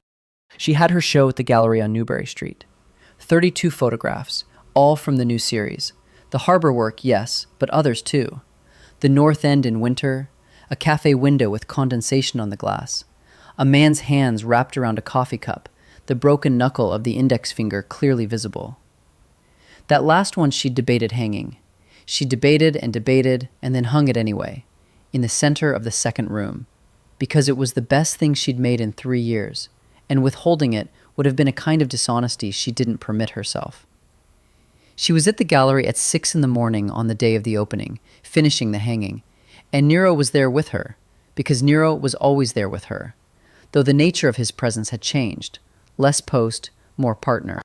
He stood in front of the photograph for a long time when he first saw it in the gallery context, properly lit, the frame she'd chosen, the card beneath it. "What did you title it?" he asked. "The Weight of Care." She looked at the photograph over his shoulder. "Do you mind?" "No," he said it after a moment, with the considered quality he brought to true answers. "No, I don't mind." He turned to look at her. "It's honest. That's the only kind of photograph I know how to make." He kissed her temple and went back to what he'd been doing, which was reviewing the gallery's security arrangement with the same professional efficiency that had never fully left him. She watched him for a moment, the movement, the assessment, the way he organized a room in his mind, and thought, this is who he is. Not either/or, both, simultaneously. By 7 that evening, the gallery was full. Felix was there with his new series sketches, enthusiastic and champagne-laden. Her father was there with Margot, looking better than he had in months. The resolution of the Gennaro situation had lifted something from him, restored a quality of ease that the preceding years had taken away. The Globe photographer was there, and 3 collectors, and a critic from the Herald who would write a piece calling the Harbor series hauntingly precise and emotionally literate. And in the second room, in front of The Weight of Care, she found Enzo Falcone. She hadn't known he was coming. He was there with one of his men, dressed beautifully, his silver hair impeccable, looking at the photograph of his son's hands with an expression she had never expected to see on his face. He looked, she thought, like a father. Just that. Just a man looking at something made from the material of his child's life, understanding for the first time how someone else saw what he'd given the world. She stood beside him. "Mr. Falcone." "Enzo," he said, without looking away from the photograph. "He told me you were a photographer. He didn't tell me you were this. I didn't know he was your subject when I made it." "No, but you saw him." He turned to look at her. Those dark eyes, so like Nero's, but open in a way Nero's were only becoming. "You saw him in a way I have not been permitted to." She thought of Lucia Falcone, raising her son alone in the North End, with the ghost of a man she'd chosen to leave. "He let me," she said simply. Enzo was quiet for a moment. "He is better with you," he said. "Not softer, better. There is a difference." "I know." He looked at the photograph once more. "I'd like to buy it." She shook her head gently. "It's not for sale." He almost smiled, a real one, brief and warm. "No," he said. "I didn't imagine it would be." He moved on. She stayed in front of the photograph and felt, in the particular way her best work sometimes made her feel, the completeness of a thing. That the long exposure and the chemical patience and the choice of what to see had produced something that was not just about the subject, but about the act of seeing itself. Nero found her there 10 minutes later. He came to stand beside her. "He was here," she said. "I know. I saw him. He wanted to buy it." A small sound, not quite a laugh, but adjacent. What did you say? That it wasn't for sale. She looked at him. It isn't. It's mine. He looked at the photograph. The knuckle, he said. I told you I was paying attention. He was quiet for a moment. Then, the show is extraordinary, Fiora. He said it with the specific weight of someone whose praise was rare enough to be meaningful. Everything in here, the harbor work, the cafe, the North End, it's... He paused, and she saw him genuinely trying to find the right word. It makes me feel like you've been somewhere I haven't been, and I want to go there. She took his hand.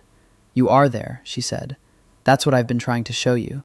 He looked at her, and in the gallery light with the photographs around them and Boston in the windows, she saw the thing she'd first seen in those photographs she'd taken in secret. The stillness that was not emptiness, the controlled exterior, and the real person moving in the depth of it, becoming, slowly, visible. She was on her way to the library, the Boston Public Library, Copley Square, where she was speaking to a photography student program, when the car was cut off. Not dramatically, not with screeching tires or Hollywood choreography. A black SUV slid into their lane with the calm confidence of someone who knew the traffic would part, and when Nero braked cleanly and smoothly and reached for his phone, a second car appeared in the rearview mirror. Stay calm, he said. I'm very calm. Her voice was steady, which was not how she felt. We're going to turn right at the next block and... The lead car stopped. 3 men got out.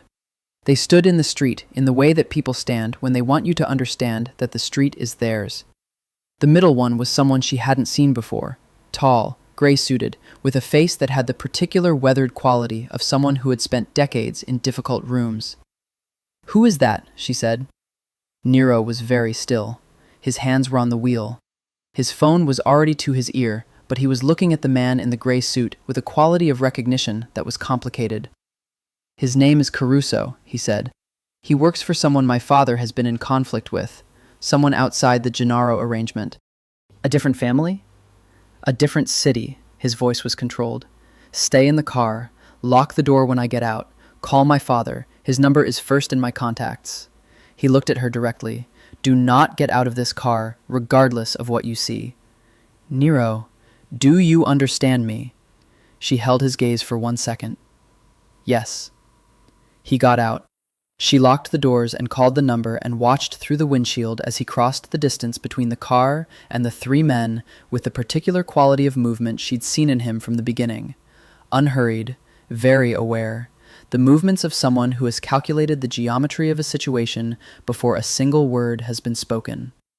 The call connected on the second ring. Enzo's voice was calm, already knew something.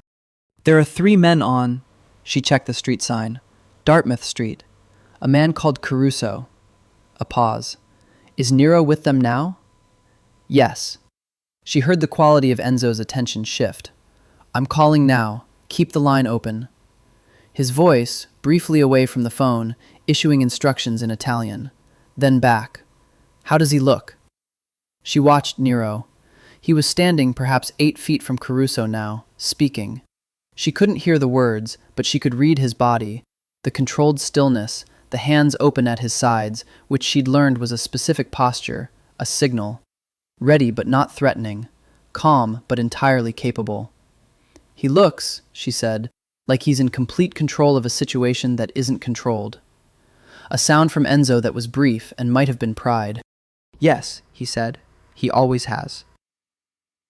The conversation between Nero and Caruso lasted 4 minutes by her phone screen. At one point, Caruso looked past Nero to the car, to her, with an expression she couldn't fully read from a distance. Nero stepped fractionally left, putting himself more squarely in the sightline, and Caruso's gaze moved back. Then, the 3 men returned to the SUV. The lead car pulled away. The tail car followed. The street reorganized itself around the gap they'd left, the ordinary traffic of Dartmouth Street flowing back like water. Nero came back to the car. She unlocked the doors. He got in and sat for a moment without speaking, his hands on the wheel, his breathing controlled. What was that? She said.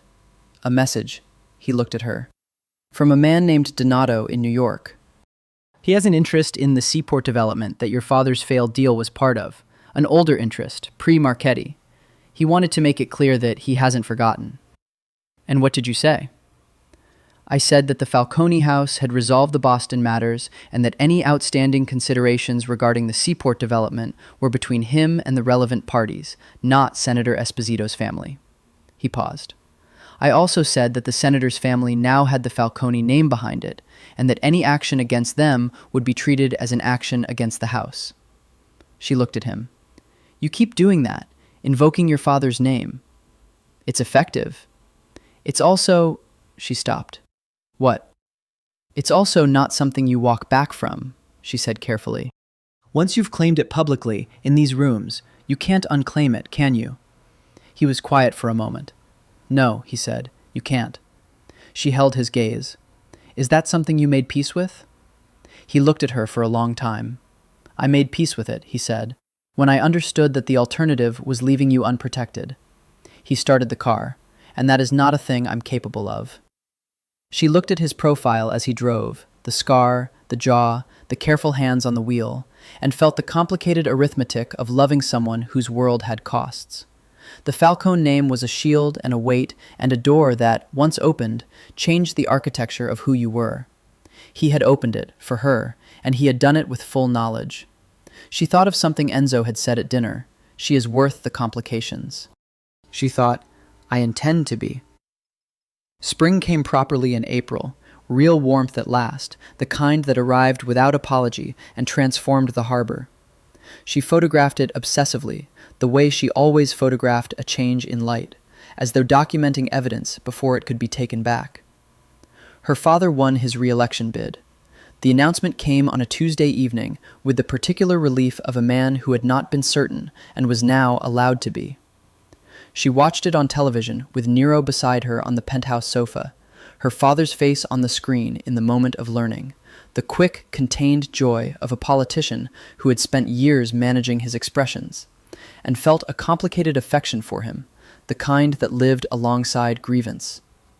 Are you happy for him? Nero said. Yes, she thought about it. He's a good senator, even when he's a complicated father. The work matters. I don't want to conflate those things. That's generous. It's accurate. She looked at him. Does it feel like an ending? The threat resolved, the election over, the reason for the arrangement? He turned to look at her. You're asking if I'm going to leave. I'm asking how you see the geography. He was quiet for a moment. I see it as a beginning, he said. The arrangement ended months ago. What's between us is not an arrangement. He paused. I want to be clear about that. You're very clear, she said. You're almost excessively clear. I'm working on nuance. She laughed, a real one, the kind that surprised her, and he looked at her when she laughed, with that particular expression that she'd been watching accumulate since February. Something open and specific and very warm, the face of a man who is becoming accustomed to joy with the careful gratitude of someone who has not always had access to it. They had been navigating his world, in the weeks since the gallery show, with the particular honesty that both of them required. He had made clear to her the extent of his connection to the Falcone structure, the name he'd reclaimed, the meetings he attended now at Enzo's request, the specific shape of what he had agreed to be and what he refused to be. Not in the organization, not involved in its operations, but present as a son, as a Falcone in the ways that didn't require him to become someone else. She had made clear to him the extent of her father's world, the politics, the obligations, the life of a senator's daughter who had always existed in the careful space between her own life and her father's. She had shown him, obliquely, that she knew what it was to be defined by someone else's power and to carve out your own truth inside it. They understood each other's histories. This was not a small thing. I want to show you something, she said. She went to the darkroom and came back with a box, archival, flat, the kind she used for work she was keeping. She set it on the coffee table and opened it. Inside, 43 photographs, all of him. The series she'd been assembling since October. The cafe, the gallery, the kitchen light, the harbor.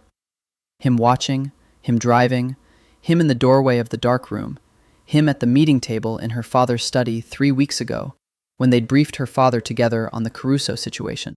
Him asleep, one morning in January, when the light through the bedroom curtains had been so precise and so rare that she'd reached for her phone without waking him. He looked through them slowly, taking his time with each one. She watched him, the assembly of himself, seen through her eyes, accumulated over months. He looked up at the sleeping photograph. "You're not supposed to photograph people when they're asleep," she said. "It's considered unethical." "Is it?" But the light was, I couldn't not. He looked at it for a long time. In the photograph, he was turned slightly away, the sheet at his waist, and the early light was on the curve of his shoulder and the back of his neck, and he looked, she thought, like someone who had finally trusted the quiet enough to sleep in it completely. "What are you going to do with these?" he said. "Keep them," she paused. "And eventually, not now, not for a while, a show. A private series. Not the gallery, something smaller." She looked at him. "If you consent to it." He looked up. "Why not now?" "Because I haven't finished yet." She looked at the photograph spread between them. "You're not done becoming yourself. I want to keep watching." He was very still.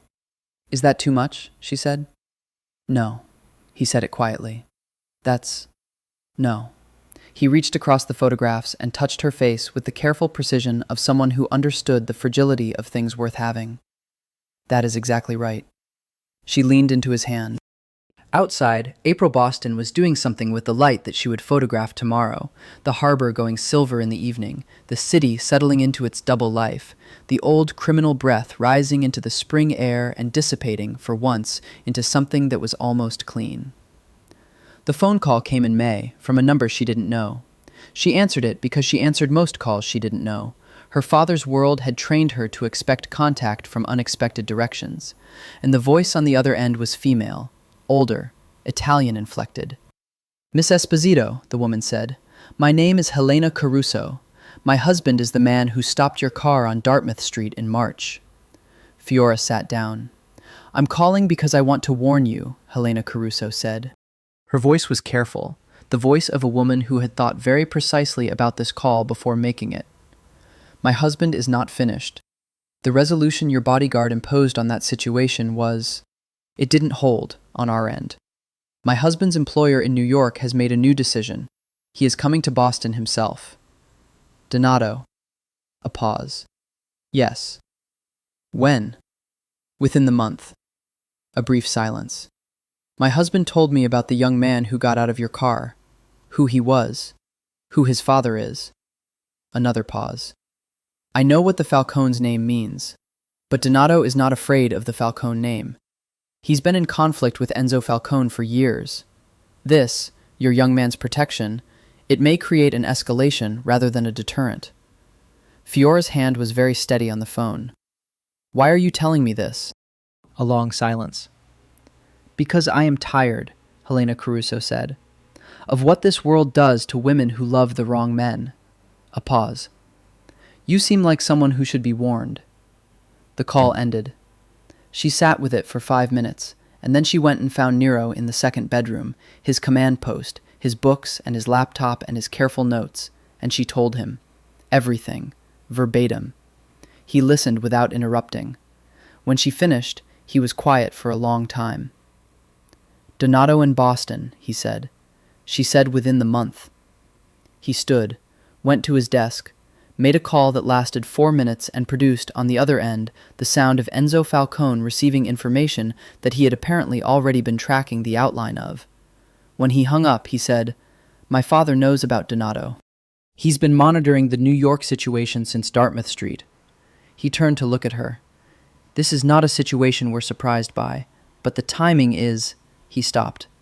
"What?" "Accelerated." He looked at her steadily. "I want you to go to Washington." "No." "Fiora."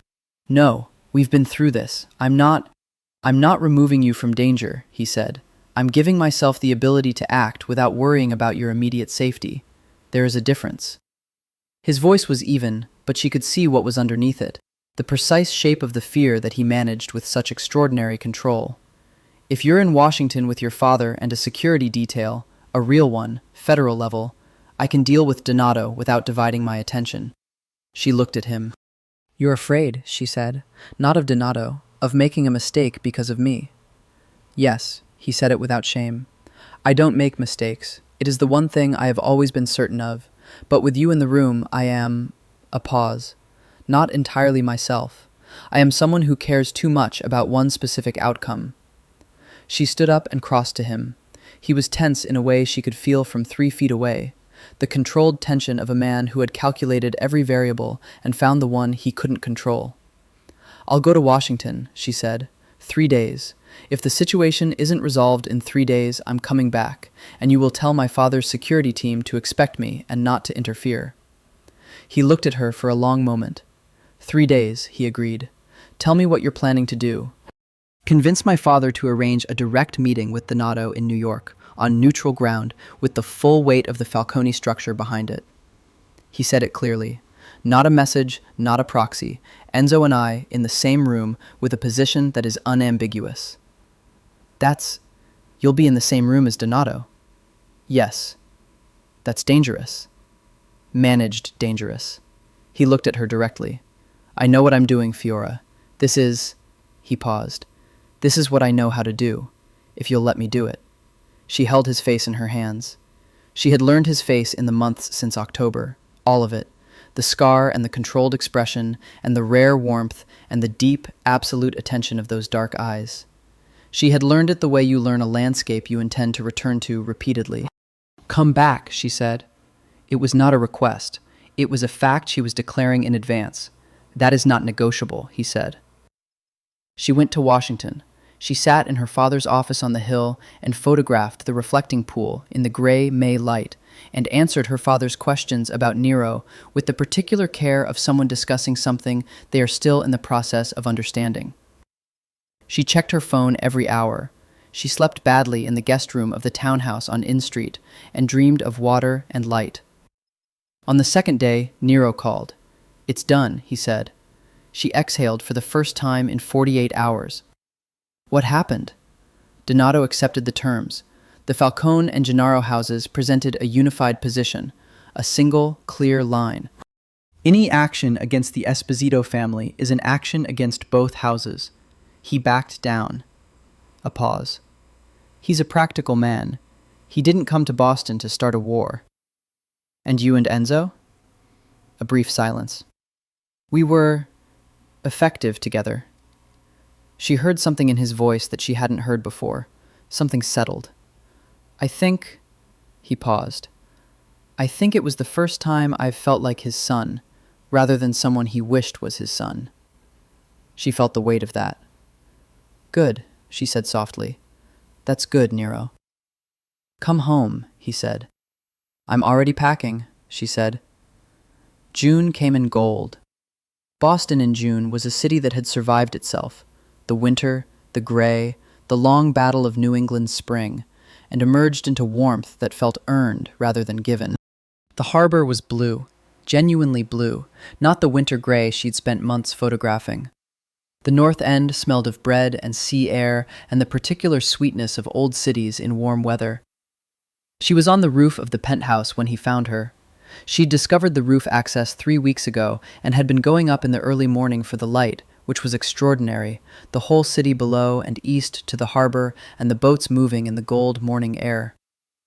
She heard the door, heard his step, didn't turn. He sat beside her on the low wall with his coffee and looked at what she was photographing, the harbor, the light, a ferry making its slow crossing, the brilliant specificity of a June morning. "Carmela wants to know if you're coming on Sunday," he said. "Tell her yes." She lowered the camera. "Tell her I'll bring that wine she wanted from the shop on Salem Street." She'll pretend she can't remember asking for it and then immediately open it. "I know. That's what I like about her." She looked at him. He was in his oldest clothes, worn dark trousers, a plain white shirt, his hair slightly less organized than usual, the version of him that existed on mornings when there was no professional requirement to be otherwise. She loved this version particularly. "Tell me something you haven't told me." He considered. "When I was 17, I worked 3 months at a fish market on the waterfront. 4 in the morning until noon. I smelled of fish for the entire summer and never told anyone where I was working." She laughed. "Why?" "Pride." He smiled, a real one, the kind that had been becoming more frequent over months. "I was going to save enough money to move out of my cousin's apartment, and I didn't want anyone to know until I had." A pause. "I moved out in October. Told everyone I'd been doing odd jobs. The fish remained a secret. Until now. Until now. He looked at the harbor. Your turn. I applied to an MFA program when I was 22 and didn't tell anyone. Got accepted. Didn't go. She met his eyes. I was afraid that having the credential would change the work, that it would make it formal, official, that I'd become a photographer of the institutional kind rather than the kind I am. Was that the real reason? She thought about it. Partly. Partly I was afraid that going would mean leaving my father's world, and I didn't know yet what I was instead of a senator's daughter. She paused. I know now. What are you? Someone who sees things, she said, who makes pictures out of what she sees, who fell in love with a man from the North End whose father is a complicated patriarch and whose knuckle has been broken at a slightly wrong angle, and who said I love you in a kitchen in November with the same tone he uses for security briefs. She looked at him steadily. That's who I am. He was looking at her with that expression she'd stopped trying to name and started trying to simply receive, the full weight of his attention, all of it. She was no longer intimidated by it. She had learned to hold it the way you learn to hold very strong light, not by looking away, but by letting your eyes adjust. I've been thinking, he said, about the practical shape of things. The practical shape. Where we are, where this goes. He set down his coffee and turned to face her fully. My father wants me to formalize something in his structure. A role, not operational, advisory, legal entirely. It would mean being a Falcone in a defined way, taking a name I've been carrying informally and making it specific. He held her gaze. It would change things. For us? For my life, yes. My position in this city, the rooms I'm admitted to, the responsibilities. He paused. And it would mean, formally, that you are with someone who carries that name. She looked at him for a long time. Is this you warning me? It's me making sure you understand what you're choosing. Nero, she took his hand. I have been choosing, with full information, for months. I know what your name means. I know what your father's world is. I know the costs. She looked at their hands, his with the broken knuckle she had photographed and loved and memorized. I'm not afraid of complicated. No, he said, you never have been. What I am, she said, is afraid of loss, of the thing that happened on Dartmouth Street happening again, but differently, of whatever room you walk into being the one you don't walk back out of. She looked up at him. That's the thing I need you to keep working on. Coming back. Always coming back, she said. He lifted her hand and pressed his lips to the back of it, a gesture so old-fashioned and so entirely his that she felt it move through her completely. His eyes, above their joined hands, were the dark color of deep water, of strong coffee, of every winter harbor photograph she'd ever made. Always, he said. They sat on the roof and watched the harbor move in the June light. The city below them was its own complexity, the visible city and the one beneath it, the law and the thing that ran on different laws, the surface of things and their actual structure. She had been photographing that gap for years, the place between what appeared and what was, without having a name for it. She had a better name for it now. She raised her camera. She didn't photograph him, not this time. She photographed the harbor, the light on the water, the long gold morning of a Boston June, the ferry moving in the distance like something purposeful and slow. She felt his hand on her back, his presence, solid and warm and real. In the kitchen of the penthouse 3 hours later, she was developing the morning's shots, working quickly, the chemical smell she'd come to associate with clarity, the images emerging in the developing tray one by one, when he appeared in the doorway the way he'd appeared the very first time. Watching. The light on his face the color of patience. She looked up at him in the red light. The harbor shots are going to be extraordinary, she said. Show me when they're dry, he said. Always, she said, and heard the word she'd chosen, and saw him hear it too. She went back to the photographs. He remained in the doorway. Outside, Boston moved through its ordinary, extraordinary day. the bread and the salt and the old criminal breath rising into the gold June air. The two cities, always, the surface and the depth. She photographed them both. She had learned, finally, that this was the job, not to choose one layer over the other, not to pretend the danger away or romanticize it into something it wasn't, but to look at all of it, the light and the dark, the beautiful and the dangerous, the cost and the value, and make something honest from what she saw. To keep looking, to keep choosing, to come back. Always. There is a photograph hanging in a small gallery in the South End, not Newbury Street, not the institutional kind, but a narrow room on Tremont with exposed brick and good light. The show is listed simply as Private Series, 2024 to 2025, and the photographer's name is Fiora Esposito Falcone. The photograph in question is 30 inches by 20, silver gelatin print.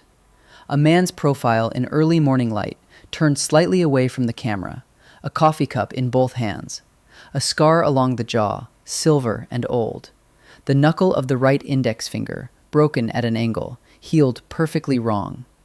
The title card beneath it reads, The Weight of Care. Beside it, a smaller print, two figures in a dark room, red lit, very close. Neither is looking at the camera. They are looking at each other, and the photographer's own hand is visible at the frame's edge, extended, reaching. The card beneath reads, Being Seen. The show runs through August. It sells out on the first night. Not the photographs. Those are not for sale. The catalog. For anyone who ever learned that love is not a safe place, only a true one.